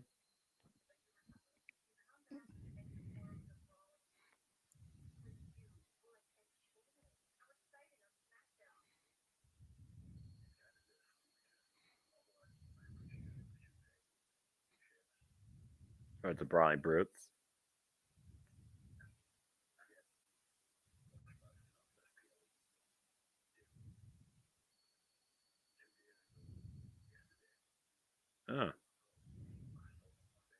Oh, yeah, that's right. Sustained another injury. Busted nose. You talk about the people he's injured. He has had a track record of injuries done to himself. It's almost like his career is being cause and effect. Yeah. Which is really... See, some of this I didn't know about because I wasn't really following back then. Mm-hmm. I didn't know about his own injuries. I just knew about the injuries he's caused. Right.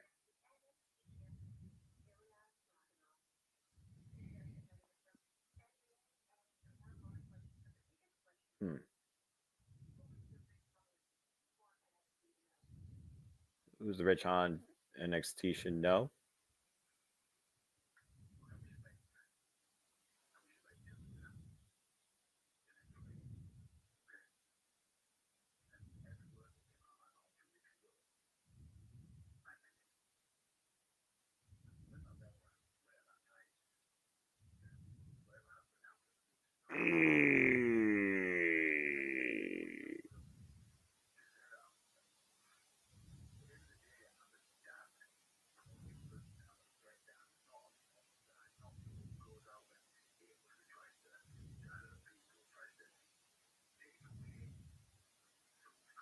Let alone another father career.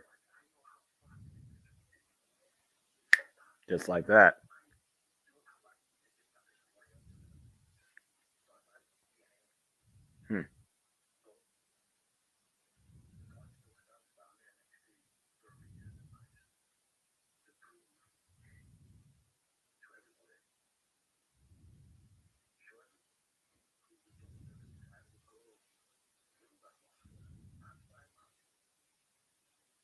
I mean, you want to make a statement. I'm not sure that's the type of statement you want to make, especially in your opening in this NXT.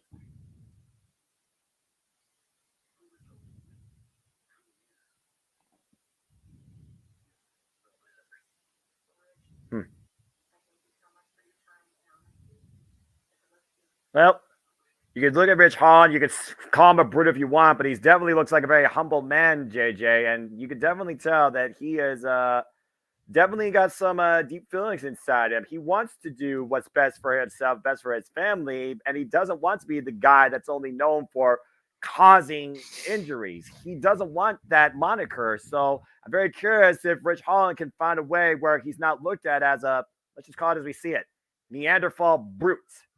And somebody that actually has real grit and can really carry in your NXT. I hope the better for him. I really do.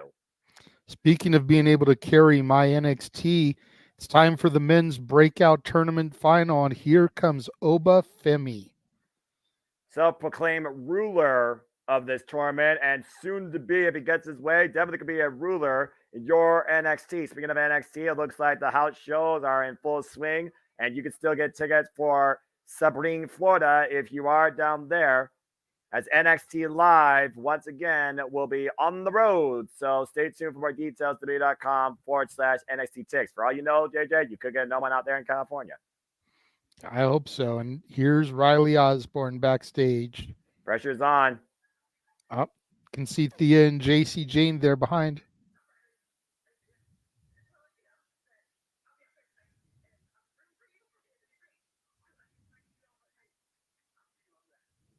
Thea Hale's going to be out there alongside Riley Osborne. All right.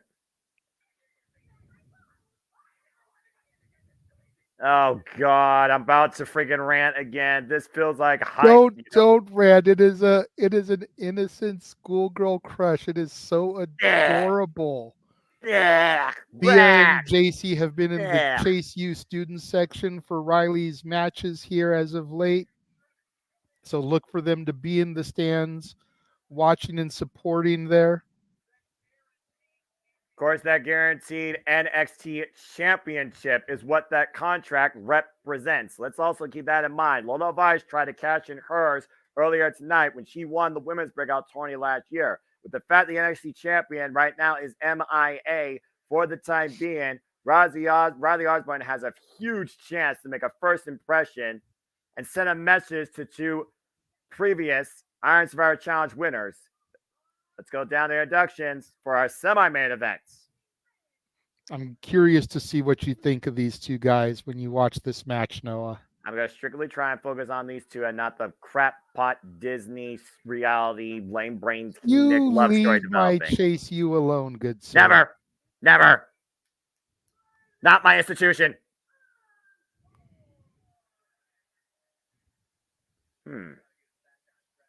Anyway, we got to get back on track with all the chaos. Thank you, Matthew. Unfolding.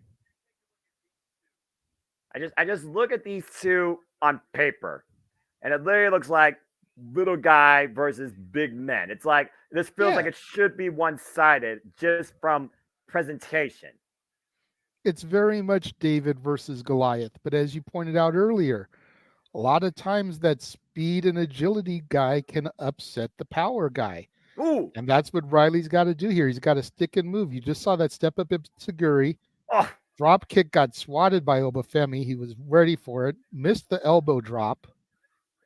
Now in the front headlock, and right now Riley Osborne's trying to wear down the big man. And again, to your point, I talk about clash of styles. This isn't WWE 2K23, my GM mode here, though. I'm not sure what attribute you would give to either of these men, but I definitely would give more of the speed advantage to Riley Osborne. Definitely give the power advantage to Oba. Nice chop block there. Great awareness, though, by Riley, taking the big man down to his knees. That's how you chop down a tree. Follows up with a strike. And Alba right now, Rappa back to his feet. Got Riley goozled. Riley trying to break the hold, the firm grip.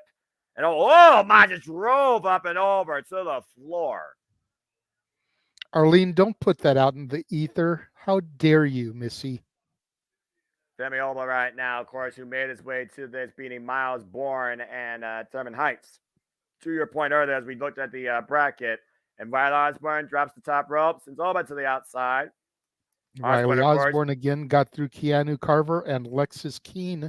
Brian Pillman Jr., who as soon as he got entered, I thought was a shoo-in at least to get to the finals. You and me both. Oof. We see JC Jane and Thea Hale coming down to the student section. God! Oof. Sorry to derail you there, JJ, but Riley Osborne just literally got intercepted by a clubbing shot that dropped him back first on the apron. Who will break out this year in NXT? Find out as we continue this match. The finals, the Britain's breakout tourney in picture-in-picture. Obafemi, to his credit, was given the referee an opportunity to check on Riley Osborne, see if he could continue instead of just pouncing on him like most people would. We saw what happened to Giovanni Vinci last night, so good on Femi for backing down for just a moment. Well, again, we don't need another injury less than 2 days in. The Huge European uppercut. Turn him up and over with that one. And right now driving his boots into the chest of Riley Osborne in the corner. Again, he's got till 5.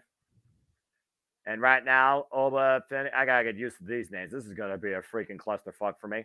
Obafemi right now literally in the driver's seat. Again, we've seen previous winners of the men's breakout tournament, including one, Carmelo Hayes, ascend to greatness and eventually become the NXT champion. And Irish whip right now by Riley Osborne, thrown off. Hard Irish whip in the buckles. Again, to be a breakout star in NXT, you follow the legacy of so many greats now that we see in WWE, including but not limited to the very first NXT champion, Seth freaking Rollins. And of course, they also said Big E. Nice slam there by Obafemi right Balor, now. the Demon. Prince Devitt, that's right. And again, Finn Balor never won a breakout tournament. He just came into NXT and took down, I don't know, Samoa Joe. And meanwhile, here's I didn't think the breakout tournament existed until last year. Well, there was a couple others previously to that in the later era of my black and gold NXT, but it was the network era. So it's like, yeah, you kind of forget about that. But that's actually Camille Hayes was first brought in. Backbreaker. I think Camille Hayes is actually the inaugural winner of the first men's breakout tourney, if I remember correctly. Obafemi with the cover and gets a 2 count. Good grief. Yeah, you look at the it's easier probably to track the women's breakout tournament winners because of how little it's been with that tournament versus the men. I'll just tell you that much. Obafemi right now having his way with Riley Osborne again. The NXT Championship is not on the line tonight due to Ilya Dragunov not being medically cleared after sustaining an injury against Rich Holland 2 weeks ago. So it will be Grayson Waller versus Trick Williams. the two men's Iron Survivor Challenge winners in the history of that match, and the winner becomes the number one contender to challenge the Andrade once he's medically cleared for the NXT Championship. As we are back here at our semi-main event right now, Riley Osborne versus Oba Femi, the finals of the men's breakout tourney, and you see the bear hug right now clinched in Osborne, literally squeezing the man with every fiber of his being, driving the oxygen out of his lungs. Riley Osborne trying to create separation here. Does so though. Kasich bends him over. Irish whip by Oba. And Riley rebounds and once again literally walks down his own accord back into that bear hug. And again, what do you do from this position here when you literally feel life squeezed out of you? You just got to try to pace your breathing. You don't want to take huge breaths because then you'll end up passing out. And you want to try to figure out a way to affect Oba just enough that he'll release you, whether it's punches, that forearm smash there, headbutts. Ooh. If you can get your legs free, a little kick, whatever you can do. And oh God, huge Uranagi backbreaker there. Double impact right there, driving that knee straight into the lower lumbar of Riley Osborne here. Let's take a look at the replay. Man. Well, I mean, hey, if you can't force the break, your opponent will break it for you and then break you in a different way. That was a nasty backbreaker there. And right now, Oba again, exercising power, going right back to the bear hug again. Now rad on him and think about the damage done to the back now as he clenches his fist on the point of impact. I'm not sure how much is left in Riley Osborne here. As you see Fia Hale and Jesse Jane trying to root the fellow Chase U and Rolly on. Riley Osborne right now trying to breathe new life, trying to draw energy from the pet rally squad of Chase U here. Meanwhile, waist slot transition here by Oba. Nice jawbreaker there by Riley Osborne. Riley Osborne right now, the underdog story of this tournament. But does he have one last big move left? Does he have one less counter to this powerhouse? Big uppercut by Oba here. Again, it comes down to how much can you endure and when can you execute a plan? When can you find a mistake right now in Oba's game? There's not very mistakes. Granted, he's still very young in his career, but there's not a whole lot of mistakes in Oba's game. Yeah, especially not in this match. Except that might have been it, though. Shoulder into the traditional ring post here. And Riley right now with a huge chance to capitalize.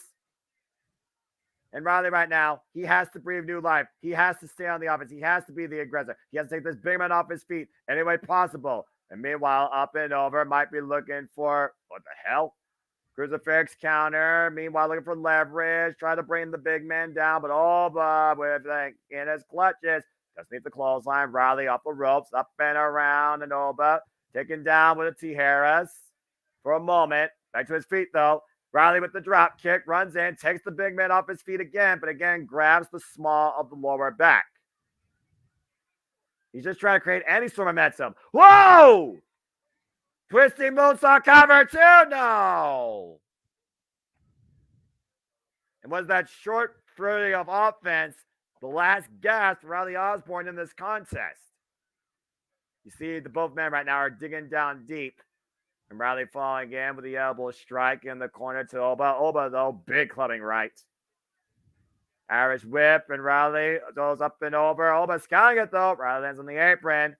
Shows in the midsection. And again, the winner of this match will be a guaranteed next challenger to the NXT Championship. Whether Trent Williams or Grayson Waller get that chance beforehand remains to be seen. And determined by our main event. Meanwhile, Riley to the top rope, looking for something huge here. High risk, up and over. 450 rolls through, lands on his feet. Oba in the meantime, runs him a leg lariat. And back in position again in the drop zone. This could be Riley's chance. He might be one moonsault away from clinching a win in this tournament. Once again, going back up to the high risk district. Might be looking for that 450 again instead. Looking down, shooting star press in the knees. And Oba hoisting up Riley. Snake Eyes connects. Oh, God! the power of that release throw there. And Oba Scotty Riley pop a power bomb. Cover. Oba has won the men's breakout tournament. I'm sorry, JJ. It's all good. Oba is a beast, man. I mean, damn. That was a ridiculous toss, by the way. He hoisted it up and threw him. That was a release power bomb. And then he ended it with a sit-out power bomb. Obafemi, your winner of the 2024 Men's NXT Breakout Tournament, but a very game effort by Riley Osborne. Jay Hughes should be proud of that. Again, the Shooting Star Press was the death note for him. Look at that. That is ridiculous. That almost looked like he was going to go for a Blue Thunder Bomb, but then he threw him. Yeah, exactly. It was a Blue Thunder Bomb release. Because he didn't sit down with it, but he damn sure went into the cover after that pop-up power bomb. Obafemi, your winner of the 2024 Men's Breakout Tournament. Ela Dragunov, Grayson Waller, and Trick Williams, be aware of this force to be reckoned with and soon to be maybe a ruler of NXT. Congratulations, Obafemi. I'm going to rant. Taking a look here at Bronco Nima and Lucian Price, scripts out the mud OTM. Also known as generic Grand Theft Auto 6 cosplay. But they have a tag team title opportunity against the D'Angelo family here soon because of their defeat of Chase U a couple weeks ago. Is that really a freaking win? Come on. Yeah.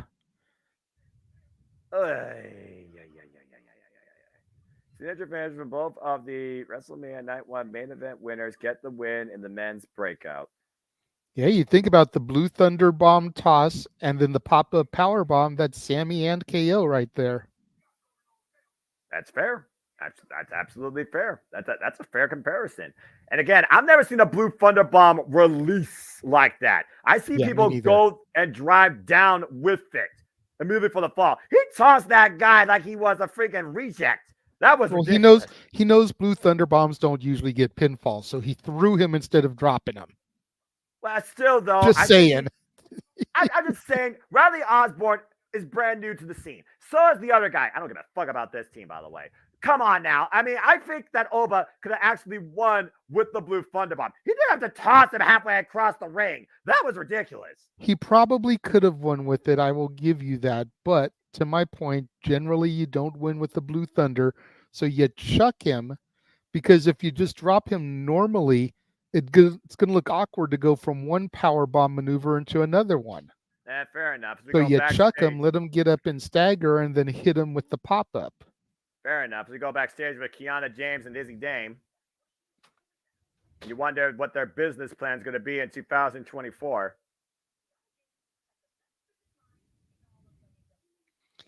Could you imagine if these two and Tiffany got together to make a power stable? Oh, Lord. That's too much freaking... I want to say something that sounds wrong, so I'm just going to shut up. Anyway. It'd be interesting. If you'd like Noah to speak his mind, that'll be a $10 super chat to the Jeff Meacham Network YouTube channel. Oh, God. You just can't stop, can you? Hey, God draw money, God draw money. Yeah, God draw money, God draw money.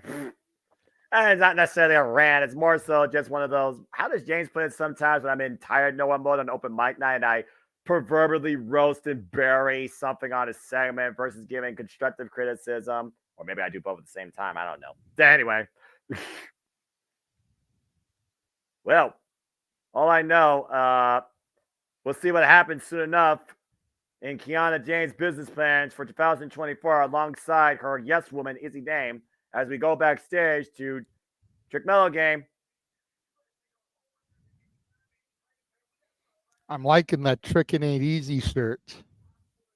Camilla Hayes literally saying, if you're going to be champion, you got to take on all challengers, all comers. You got to fight every match that's possible.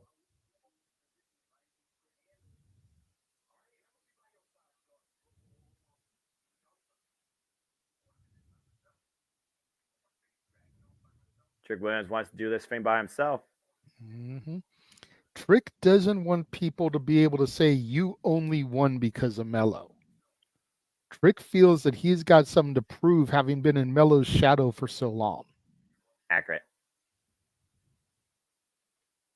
Well, if Mello trusts Trick that much to handle business, then he'll honor this. Trick Williams, Grayson Waller, the main event New Year's Evil NXT Championship No. 1 Contenders match is next. And a former NXT champion is going to be here to watch it. NXT champion, former NXT champion. You know what? My prediction didn't come through for the LWO segment, but it sure as hell could here. He is a former NXT champion. He is. You are absolutely right. He is. So is Drew McIntyre, and after falling short against Seth freaking Rollins, maybe he needs a reboot once again. And Jeff, I saw your little bring up thing. The $10 super chat to your channel is to get Noah to rant on if Kiana, Izzy Dame, and Tiffany were to all become a stable together, a power stable. So if you want to make the little tag there, and I said that if they want a rant of that, then it's $10 to your channel. I don't know if I would. Let's see. Instead of the Fabulous Freebirds, the Cockamamie Cackling Hens. 3 of them. Good grief. All together. I'm here for it, though, because I love those 3. But they're crazy. Sounds like a bad reboot of Beverly Hills Chihuahuas. Well, no, because there's no rabid sniping little bitch of a dog at their heels. Izzy Dame. Ding. And I only say that because she's breakout, so she hasn't really made a name on her own yet. She's literally just living in Kiana's shadow to get recognition and TV time. Hey, you know what? When you invest in business like that, you just find your place and get a paycheck. If Izzy Dane's fine doing that for now, and Kiana James gets the friggin' CEO, keeps the CEO role, it is what it is until she tries to take over the business or gets liquidated. Izzy Dame is Mariah May right now to Kiana James's Timeless Tony. That's fair. Accurate. Although Mariah May still more than she is. And I'm curious to see what Mariah May's match is going to be tomorrow night on AEW Dynamite. That right now is truly a reset period, as they have literally have that match and one other match announced. Tony Khan, get your shit together, bro. What's the other match besides Mariah's match tomorrow? I don't know who Mariah. I'm just thinking about the locker room. Like, who can Mariah May face? Daniel Garcia versus Swerve Strickland is tomorrow. Oh, that's right. Okay, that's going to be good. And it's going to be Mariah versus Queen Aminata. Oh, okay. So no straight into Sky Blue or Sky Black. So Christian Cage will be given a 2024 State of the Union address, apparently. That mother. No. And we've got Dante Martin versus Orange Cassidy for the International Championship. Okay. That's going to be a banger. I love this workhorse championship and how Orange Cassidy just literally presents opportunity to anybody and seems to wrestle with anyone. Incredible. I love it. Yeah, but how soon before Cassidy volunteers himself too much and ends up having a folly? Well, he said he was tired last time, and after getting his win back against John Moxley, it seemed like he's breathed new life in himself, so we'll see. It's fair. Sometimes you got to hit rock bottom to get back up again, and that's what Orange Cassidy literally did when he lost the title last year at All Out and regained it at Full Gear. And apparently this Saturday in Charlotte, we'll get the House of Black versus FTR, and Ric Flair will be in the house in Charlotte, North Carolina. Of course. It's literally homecoming for him. Seriously. But he is a Flair unto himself because his daughter's already in WWE and she's on the injury shelf, and now apparently his son-in-law is on the way back home. So he is a Flair unto himself in AEW once again. Allegedly, but again, seeing is believing. That's all I gotta say about that. Until I see it on my screen, ain't buying in anything. I am looking forward to this. I'm looking forward to SmackDown Friday night, of course, with the triple threat to determine the challenger to Roman Reigns, and it looks like they're hyping up Roman on screen, so he may be there Friday, and I think he's got a little something to respond to greatness. Just throwing that out there. Well, again, we'll find out soon enough on Friday. As again, the We Gonna Die schedule is up and running live here at the WWE Network Multiverse of Media. As this Tuesday night will conclude, of course, with NXT Year's Evil, and we continue the festivities Wednesday night into Thursday morning, quite literally the start of Thursday morning, with Wrestle Kingdom 18 after the Greg Cherry show, and still so much more to come this week as we go backstage to Thea Hell and Jessie Jane.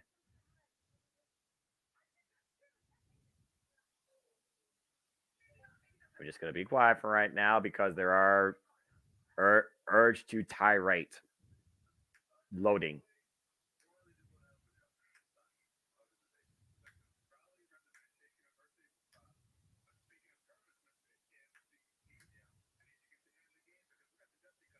Well, it looks like you got Chase U in the Dusty Cup, JJ.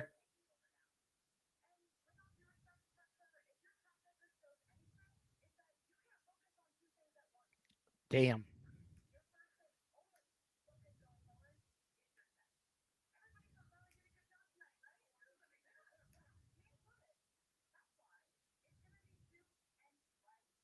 What? Ooh, I like that twist.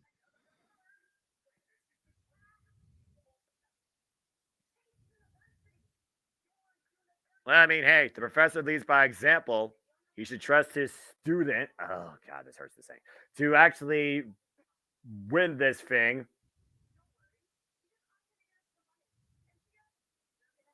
Money.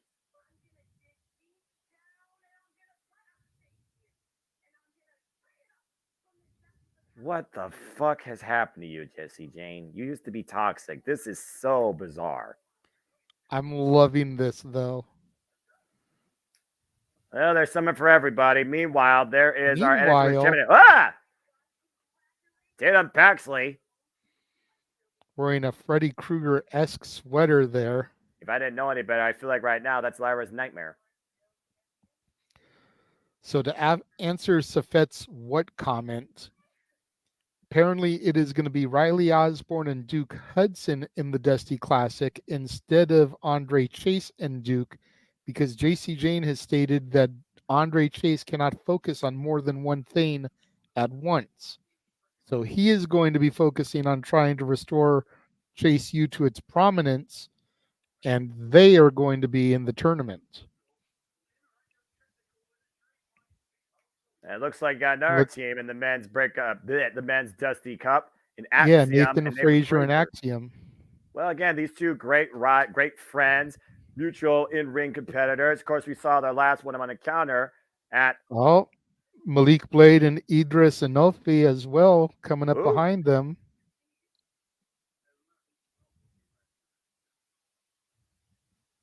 Randomness.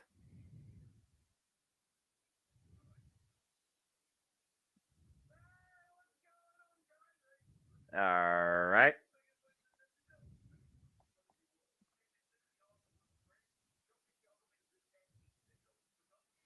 That's fair. Just because they're friends doesn't make them make a good team.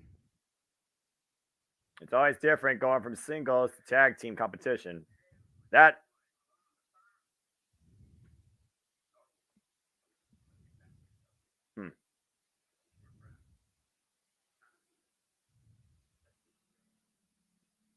Let's see. 1, 2, 3, 4. 4 teams at least, yeah. And meanwhile, speaking of teams, there's the NXT Tag Team Champions.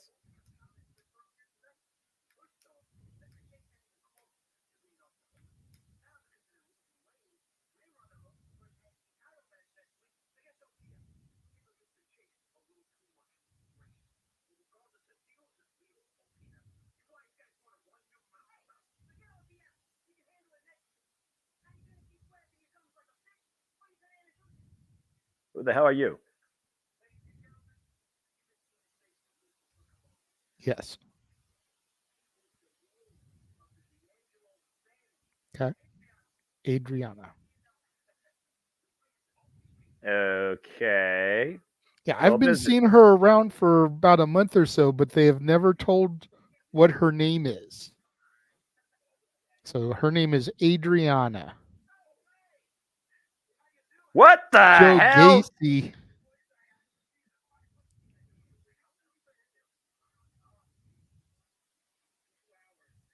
Randomness!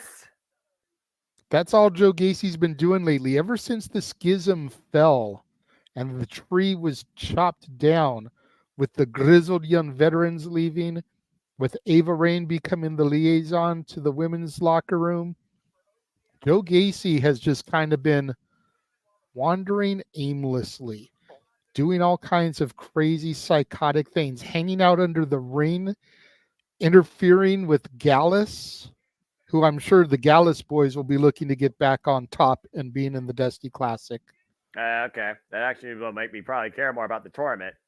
And speaking of tensions galore. Oh, here we go. Gigi and Cora next week. Yep, your NXT, once again, the women's division taking center stage. Grudges to be settled. Gigi Dolan, Cora Jade looking to start off the 2024 right. But right now it's time for our main Waller. event. Oh boy. I'm not gonna lie, I literally got the wind taken out of my sails knowing that I have to call this jackass versus Ilya Dragunov. It's not versus Ilya, it's versus Trick because Ilya is not cleared. Botch. What you know what I mean. The fact that this jackass is here instead of Ilya, dadgummit, this is not an effect I needed tonight. This almost makes me want to go back to my old ways, but I'm not going to because the show has been actually okay despite the randomness. I said it's better than what it used to be. I'm going to stick by that moniker for the time being. But that being I feel like he's a good substitution, though, because we're bringing a main roster talent back home to fill in a pinch for Ilya Dragunov, somebody who is one Iron Survivor. So it definitely makes sense in the storytelling realm. Yeah, storytelling, yes. In-ring match caliber excitement, meh. Anyway, this Grayson Waller effect looking to once again inject itself back in NXT and whoop that Trick, and not in the way that you're thinking. Meanwhile, Trick Williams about to make his way out. Whoop that Trick. Yep. Whoop that Trick. I get it. Whoop that Trick. All right. Whoop that Trick. You got it. All right, enough of that. You doing seriously. the Booker T ad-libs here now? Well, you know what? Someone had to. If it wasn't going to be me, it was going to be you. Trick Williams, once again, after the comeback of NXT history at NXT Deadline, pinning all 4 other men in the field in less than effing 3 minutes. The greatest comeback story I've ever seen in NXT history in the Iron Survivor Challenge. Trick Williams, truly an Iron Survivor, as Carmelo Hayes has put his number 1 contendership on the line against Grayson Waller, an enemy of Carmelo Hayes, but is looking to get it done on his own tonight since Ilya Dragunov has not been medically cleared. Regardless, Ilya Dragunov will defend the title against either Trick Williams or Grayson Waller now, and it all comes down to what happens during this match, where hopefully we whoop that Trick and not endure another Grayson Waller effect. Bell rings are underway. But we still don't know who the NXT champion is that's going to come to spectate on this, Noah. Yeah, that's true. About to say, the bell rung, and we still don't know who the hell the special guest commentator is, as Shawn Michaels promised. You hear a little bit of jaw jacking here. Oh, God, what a right. Of course, that boxing background coming in for Grayson Waller. And again, Carmelo Hayes was really talking up Trick Williams. Then Grayson Waller decided to interject himself. And Carmelo Hayes' motor mouth overloaded his judgment call as he's literally put Trick Williams' greatest chance on the line here tonight. And suplex, hook of the leg by Grayson Waller, 1 count only.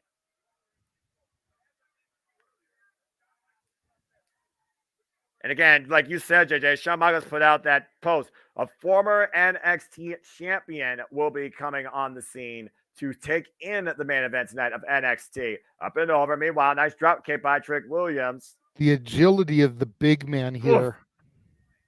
Yeah, he definitely has that agile background that definitely he's got more hop in his step than Carmelo Hayes. I think I give him the vertical advantage. Meanwhile, doesn't need the clothesline. Nice drop kick again. Takes Grayson Waller off his feet. Again, last year, Grayson Waller was involved here. He was challenging for the NXT Championship against Braun Breaker cover. Look at the far leg. 2 count only. And after the ring rope exploded off an Irish whip, I believe it was, Grayson Waller fell to the outside of the ring and missed the 10 count and failed to capture the title. Oh! Huge swinging neck breaker there. And I agree with Matthew. The way Trick does those power slams reminds me of Booker T himself. I can dig it. Sucker. And right now, Grayson Waller looking for a reprieve, though, going to the outside of the ring.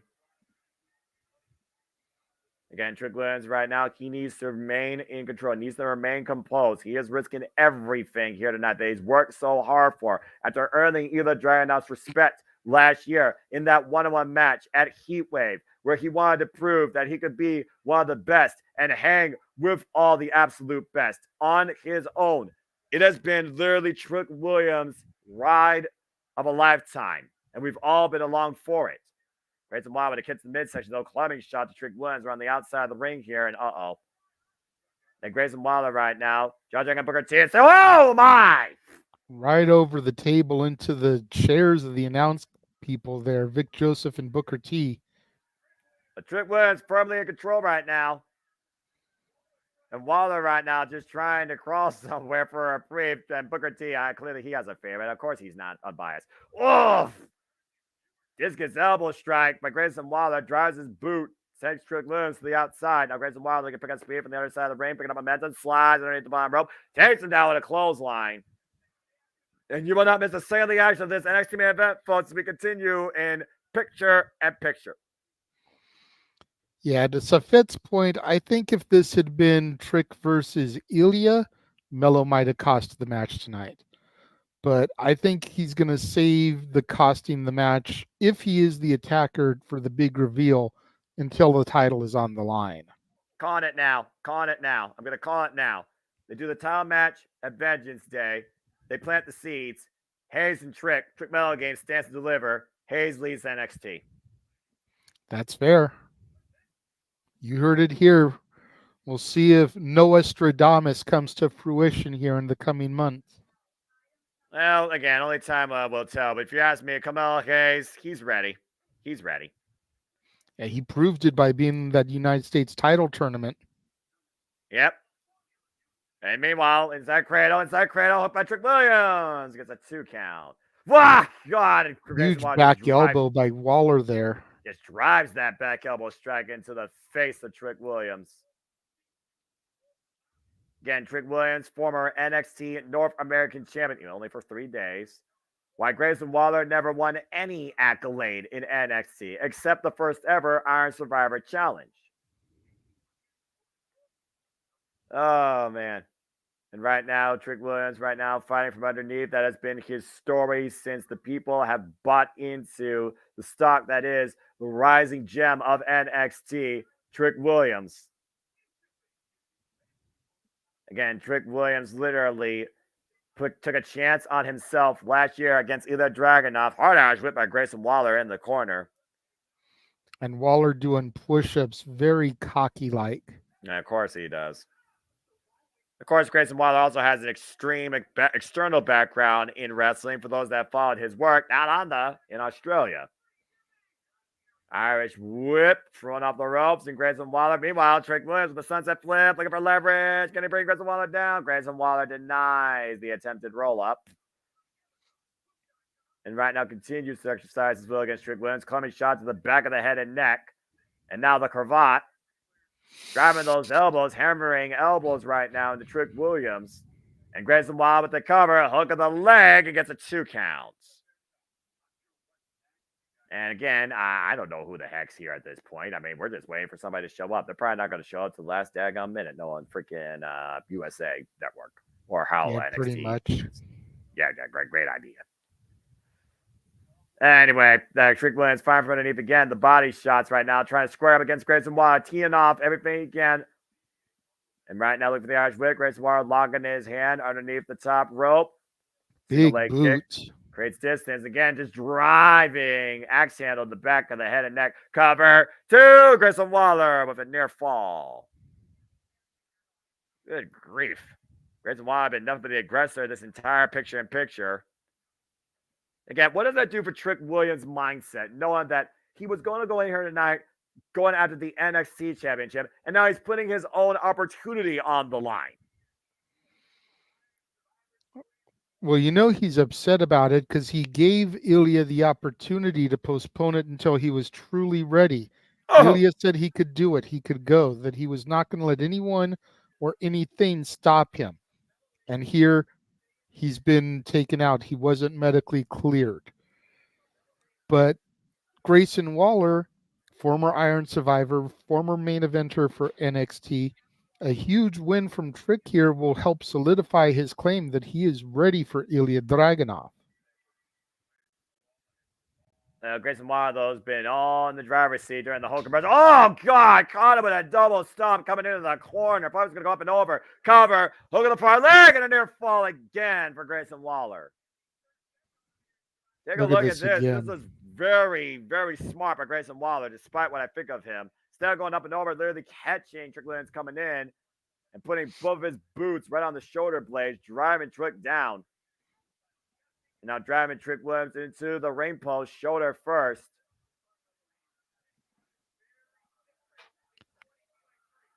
I think I got an idea who it might be. Modified single leg Boston Crab here to the Reds 5 count, using the top rope for leverage. Yeah, again, I got a few people in mind. One of those people have definitely had history of Grayson Waller. Recent history with him and his A-Town Down Under tag team partner. Yeah, you know exactly what I'm thinking about. Single leg crab, though, in the meantime, by Grayson Waller in the middle of the ring. And Trick Williams right now fighting for every fiber of his being, trying to raise his body off the mat to alleviate some of the pressure, refusing to quit. Again, can Grayson Waller literally crush the dreams of Trick Williams tonight at the conclusion of NXT? And honestly, it wouldn't be on Trick Williams. It would be Carmelo Hayes that ruins the dreams of Trick Williams. You got to wonder how that would affect Trick Mello game going forward, as Trick Williams is able to find his way to the bottom rope, though, and force the break. Again, the will, the heart of Trick Williams cannot be measured. How far are you willing to go to hold on to an opportunity, let alone capitalize on it? Swing and a miss right now. Trick Williams, I'm not sure how much he has left at this point.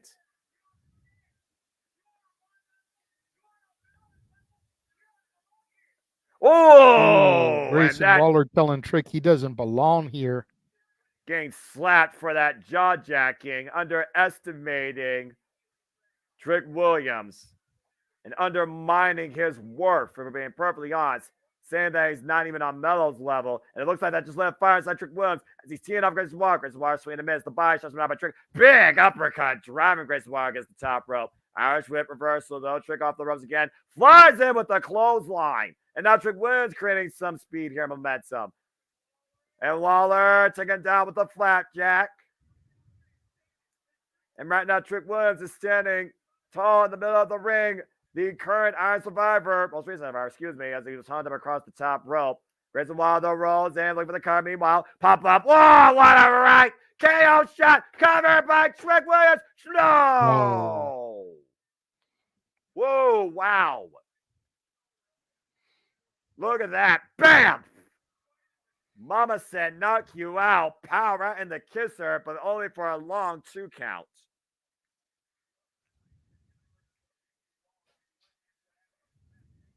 And again, Trick Williams right now in the driver's seat, putting the boots to Grayson Waller, driving his forearm to the side of the head.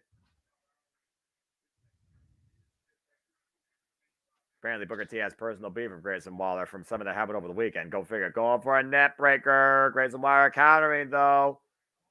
Waller right now with the rising knee strikes. Trick staggering to the corner there. And again, Grayson Waller, previous challenger to the NXT Championship. Not once, but twice. And again, Trick Williams has overcome every obstacle, every challenge to get to this point. Outlasting Braun Breaker, Josh Briggs, Dijak, and Tyler Bates. Whoa! A bookend. Will it be enough? Trick Williams looking up for a leg, and Grayson Waller finds his way to the ropes. Literally, Trick Williams right now is bringing me all the vibes of a younger Booker T with his offense and his moxie. Oof. And meanwhile, Grayson Waller looking to roll in again for that. Go, God! Flatliner. Cover, middle of the ring, hooking the leg, and near fall. Let's not forget that roll through Flatliner gave Grayson Waller the critical 2 points coming into the first ever Iron Survivor Challenge and go out 2-0 against most of the field that allowed him to pretty much win the whole thing. Absolutely. I do love that move. That's so pretty. And seamless float through, by the way, when he executes. Meanwhile, Grayson Waller right now changing his position on the second rope. Big elbow drop, miss. Jumping net breaker by Trick Williams right now. He's feeling it. Trick, we're going to whoop that ass. Meanwhile, here comes Mello. What the hell is Camelo Hayes doing out here? Trick Williams told him to stay in the back. Why is he out here? Why is he distracting him? Waller's right now just eyeing. And Waller, wait a minute. What? Oh, Kevin Owens! Oh, the knockout rights! Kevin Owens just knocked Grayson Waller the fuck out. Meanwhile, Trick Williams. Rising knee strike, cover. Two with that trick. Trick still keeps the stream alive. Trick Williams still #1 contender for the NXT Championship. A sigh of relief by Camelo Hayes. Man. Mello looks disappointed. I'm about to say, is Mello relieved or is Mello upset that we were able once again to see him whoop that trick? And of course, we all know the vendetta that Kevin Owens has against Grayson Waller, to your point, deal with A-Town Down Under. That big driving knee strike, not Grayson Waller's less even further than that KO punch. Thanks, Kevin Owens. Nice seeing you. Kevin Owens doesn't need to be on commentary, folks. His actions speak for himself. I'm just saying. Again, what's going through the mind right now of Camelo Hayes? Trick Williams, the ultimate. Up the shirt there. Yeah, I'm about to say. Trick Williams, the ultimate Iron Survivor and the #1 contender towards the NXT Championship. A dream still remains alive. Will it come to fruition? We'll find out later on. For the American Wrestling JJ Williams, I'm Seminole Foster, face to near our coverage of NXT New Year's Evil. Did not like the look on Melo's face there at the end. My goodness. And the eyes tell the story. All I'm going to say is Trick Mello game is about to take a turnover before they stand and deliver. I guarantee you that. I would say it's a safe bet at this point. Well. Hell of a show. Yeah, decent. I liked it better than last year. I was annoyed by the change in the main event, but I can understand the circumstances surrounding it, kayfabe-wise and medically challenge-wise. So it is what it is when it comes to that regard. But still, I enjoyed this far more than last year. So like I said, better. Still not mine, but better. What did you think of Obafemi versus Riley Osborne? Promising future for the NXT brand? I think so. And Miles Bourne, for that matter, because we saw him in the No Quarter Catch Crew match. Well, I mean, again, to see how this catch point forms out, that still remains to be seen on my behalf, who followed Drew Gulak for a lot of his career prior to even coming in through the Cruiserweight Classic. So the potential is definitely there. I definitely see a lot of potential on the rise in this NXT, including the two fathers of the breakout tourney, but there's still a lot of other pieces that I'm like, so much randomness. Don't understand this. Don't get me started on the generic GTA 6 cast-off NPC wannabes. But I digress. Anyway. Out the mud for those of you at home that don't know what he's talking about.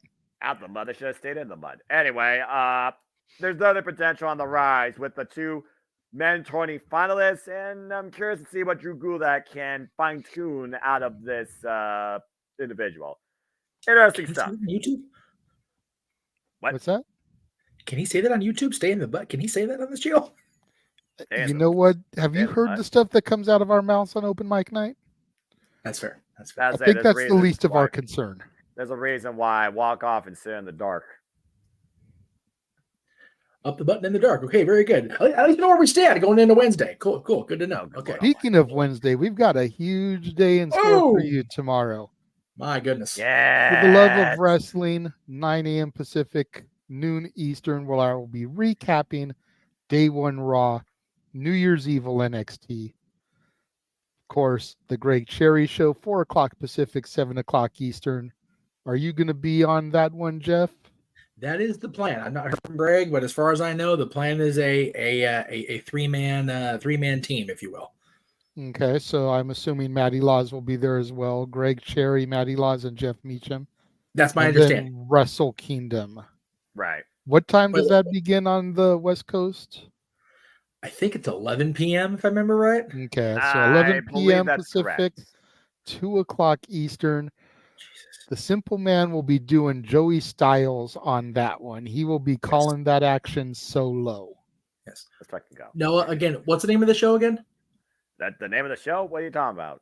What do you got here? Oh, that. That just happens to be my true introduction to professional wrestling every year. The Mecca from the King of Sports streaming. It is the showcase where only the strongest will thrive. Will Destino be finally defined? I'm, of course, talking about Wrestle Kingdom 18 in Tokyo Dome. We love you for that. Okay. I wanted that back. I fuck it up. See, he did such a good job. I get up when I come back. It's okay. JJ, continue. It's okay. Thursday. And then going into Thursday, Wrestle Kingdom coverage will continue because of how late it starts here on the West Coast. So we technically have watch-alongs Monday through Friday this week, technically. Technically speaking, yes. For the love of wrestling, on Thursday will be my coverage of AEW Dynamite tomorrow. Meech's Musings live from downtown LA. 4 o'clock Pacific, 7 o'clock Eastern. Come on, baby. We going downtown. Woo! Oh, man. Who knows what looms in the mind of Meech that he will muse about? Oh boy. If he has to get down there via public transit, that could be a whole episode in and of itself. Right. Maybe it's just go live while I'm on the transit and see what happens. And then Friday, SmackDown New Year's Revolution. Women's title on the line. Triple threat for #1 contendership. It's going to be another good one on Friday. 5 o'clock Pacific, 8 o'clock Eastern, which probably means 4:45 Pacific, 7:45 Eastern. That will be that one depends on Antelope Valley to San Bernardino County traffic. Keep that in mind also. But I'll be there. I'll be there. I can also be the one to start producing until you get there, good sir. There you go. Either way. 4:45. But I don't know about Meech's rants because I will have my dear sister along for the ride, so I may have to try to behave myself a little bit on the verbiage, but we'll see how it goes. Try not. Do or do not. There is especially with this weekend coming up. Yeah, I'll be a good boy. Now the Kings taking against Red Wings, and I know kind of what your sister's been going through as of late. I'm sure she'll be ranting to you on that drive as much as you'll be ranting. Well, oh Lord, the key part all the ranting, all the freaking Madison ranting. Damn it! And an occasional musing. Yeah, it'll be one of those. We're going to meet up before the hockey game, well before the game, but the drive home will certainly be a talk. So yes, and then of course we're back in our normal time slot, if you can call this show normal. Well, the time slot is. Yes, time slot is. Show not so much. Open mic night on Saturday. You never know what happens on open mic night. It's never normal. God bless JJ for enduring. Put me in the hot seat again. Oh Lord. Not this week. Years. Not this week. Thank Christ. The 13th. This week's open mic night will be on the heels of my daughter's 15th birthday party. Happy birthday to her in advance. There you go. We will be doing a wrestling theme where she is encouraging everybody to come dressed up as a wrestler She is supposed to be AJ Lee. One of her friends is pulling up Asuka, complete with face paint. So I'm gonna be curious to see that one. Way to go! And the boys here are supposed to be the Usos. I'm going to be Edge, CC, Beth Phoenix. I believe Jeff is going to be the wise man. I'm not sure. Ladies and gentlemen, my name is Jeff Meacham, and I will be at this party as a representation of the wise man, the special counsel, if you will, for your reign. I'm not getting that. I heard my fucking voice hurts too much. Anyway.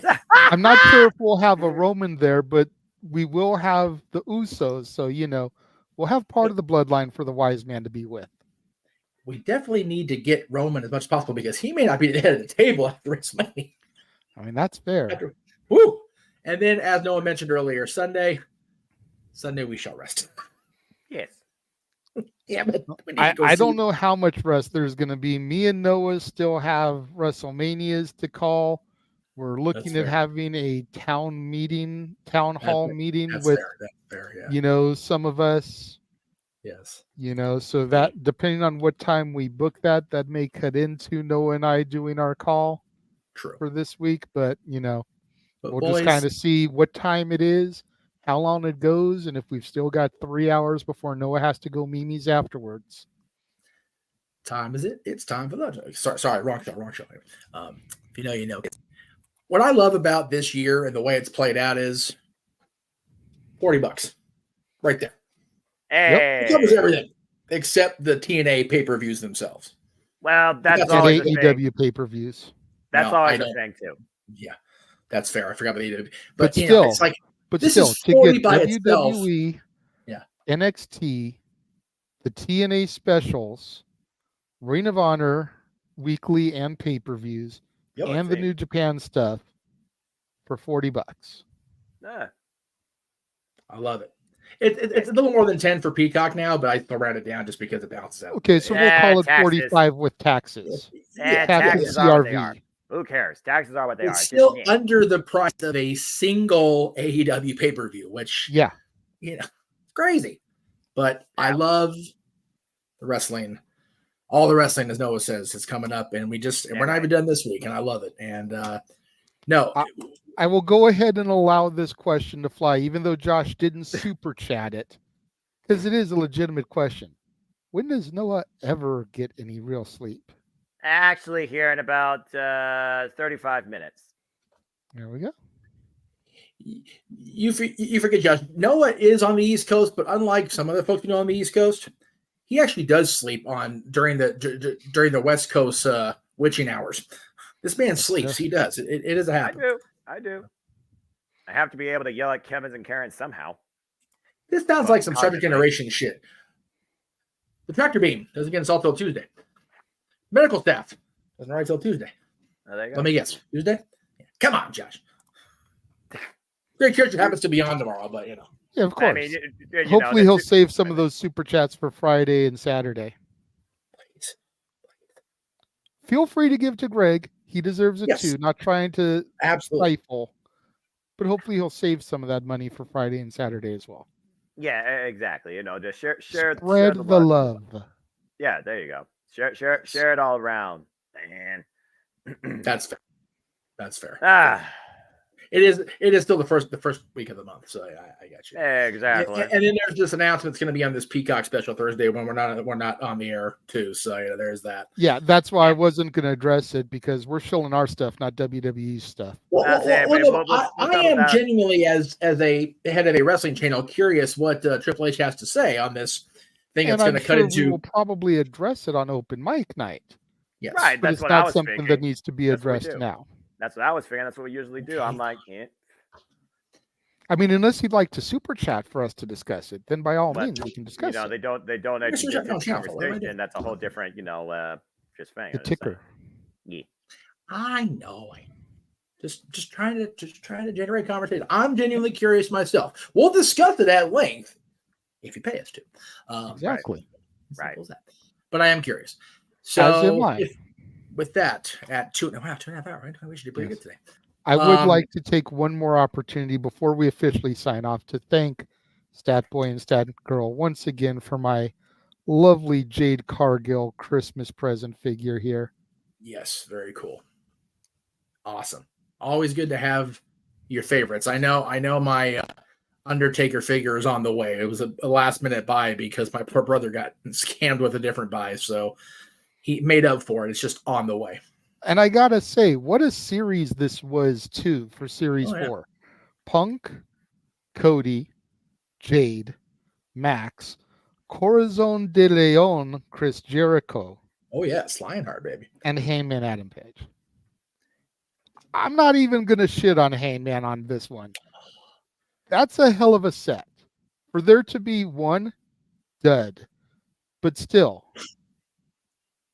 Hey, I mean, you can see them all on the back there. That's a hell of a series there. Hey, and look at that picture of Jericho. Jesus Christ. Baby Jericho. Goodness.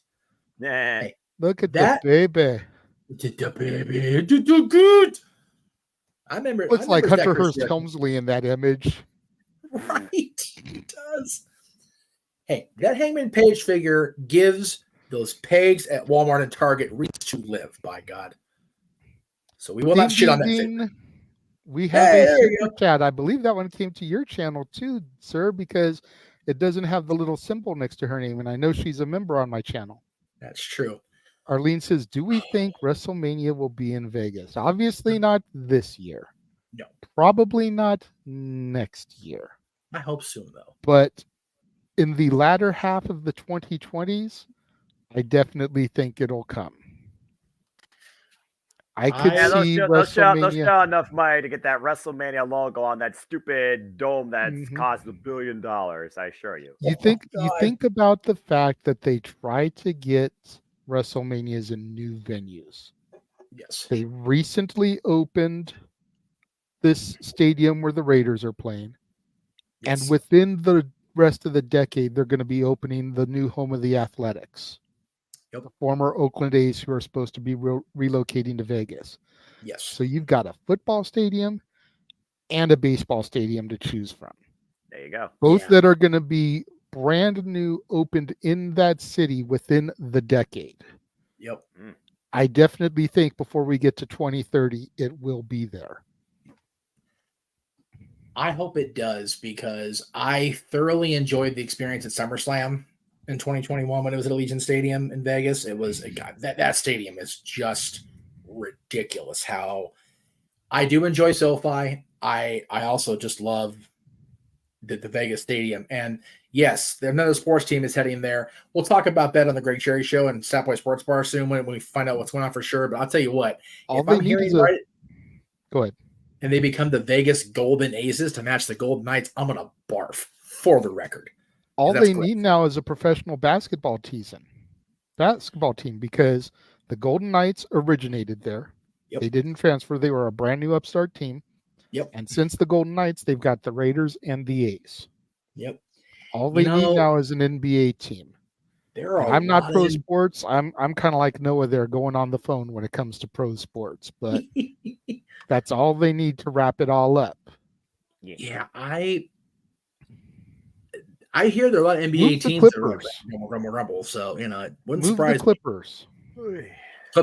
Actually, the Clippers just are building their arena right next door to SoFi, so they're not going anywhere for a hot minute. Them boys is entrenched. That's fair. What do we call the NBA team from Vegas? The Big Ballers. Ooh, I like that. That's good. Or no, the High Rollers. There you go. The Las Vegas High Rollers. Yeah, I like that. That could be good. But anyway, yeah, I hope it's here soon. I love going to WrestleMania, and I know it's not going to come back to SoFi straight away. We got 2 nights of it, so I'm here for it. Again, we may get it again before the end of the decade because it was huge there, and they're talking about doing another Super Bowl out here this quickly already. 2025. So we may get another WrestleMania. Yep. Ooh, another super chat. Yes, from Arlene. Thank you. pulling the shades of her brother and super chatting to both channels. Thank you, Arlene. We appreciate that. You. We acknowledge you, girl. Do you think Zelina Vega will join Andrade if he comes back to WWE? That's an interesting question because Zelina's place in the LWO is definitely in question post Santos Escobar breaking off. You know, we saw the reunion last week on NXT, and it looked like Elektra Lopez may be getting back with the LWO, which kind of pissed Lola Vice off. Lola seems to be indifferent and not really care about that. So if Lola cashes in her breakout match and then Elektra breaks off from her, you know, Elektra could take Zelina's place and Zelina could stand alongside Andrade again. So that's not a bad call there, Arlene. I approve that. Noah, what do you think? I mean, again, she ran with him in NXT when he made him stop being so tranquilo and focus on winning the NXT title. So I absolutely could see that. And Andrade Ligalo versus Santos Escobar could be a very unique match. Speaking of unique, I just realized of a WrestleMania match, I think. I agree. Also, I just realized something. I'm not sleeping right now. I almost forgot. I gotta bid you both a fine adieu. I love chatting with you, but I gotta go hype up Wrestle Kingdom 18 with my New Japan cohort too. So I guess until Wrestle Kingdom 18, this is the Simple Man signing off. Bye-bye. Have a good evening, good sir. Thank you for your call. I will try to check out some of your coverage here, whether it's on tape delay or live. I appreciate y'all as always, because I appreciate everybody in the channel, JMN Multiverse of Media. But time waits for nobody, and I on a time crunch. Later, and if folks. we don't see you before, we'll see you Friday for New Year's Revolution, good sir. Promise, and that's a fact. Simple as that. Just answering the question in the chat room since there wasn't a related to NXT, but it's all good. Well, anyway. Thank you, Noah, again for your masterful call, as only you two can do for WWE NXT broadcast. Much appreciated. Got a lot of good stuff coming up this week and next week. You know, with our talk about dads that we wrapped up. Was it yesterday we had that talk? Yesterday. Yeah. So good stuff coming up next week too, folks. Hard to Kill is just over a week away. I'll be at the Eagles concert night before. Oh, I'm so happy about that. Jesus Christ, I can't even process. We've got the next 2 months of Dad's topics booked. We do. Very excited about that. A lot in store on the horizon across the multiverse of media. Yeah, we managed. I'm going to give him credit. I know we're going off top, but we're not going to talk about what it is. He got me out of my creative thinking funk because I could not come up with non-wrestling topics, and then I could not come up with like topics that were themed with what week they were falling on. So I was like, you know what? Let's just go for it. And he routed them off for me. So it is much appreciated, sir. When I care. Not a problem. But we will definitely sign off for the night. We've got, there's always something to do on this side of the camera. So we will definitely pop off of here and say goodnight for now. I've got my dinner sitting here, been getting cold since about 5:30, but a minute and a half in the microwave won't kill it. I only threw mine in because I was off camera and my microwave is right. Yeah.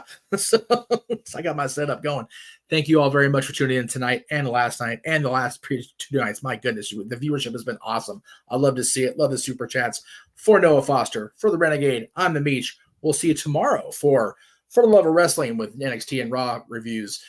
NXT and Raw reviews with the Greg Cherry Show, whatever the hell Greg's got in store. You never know. And for our coverage of, I can't do as well as Noah, but Wrestle Kingdom coming up tomorrow. Have a good night, folks. Maybe. There it goes. Damn thing.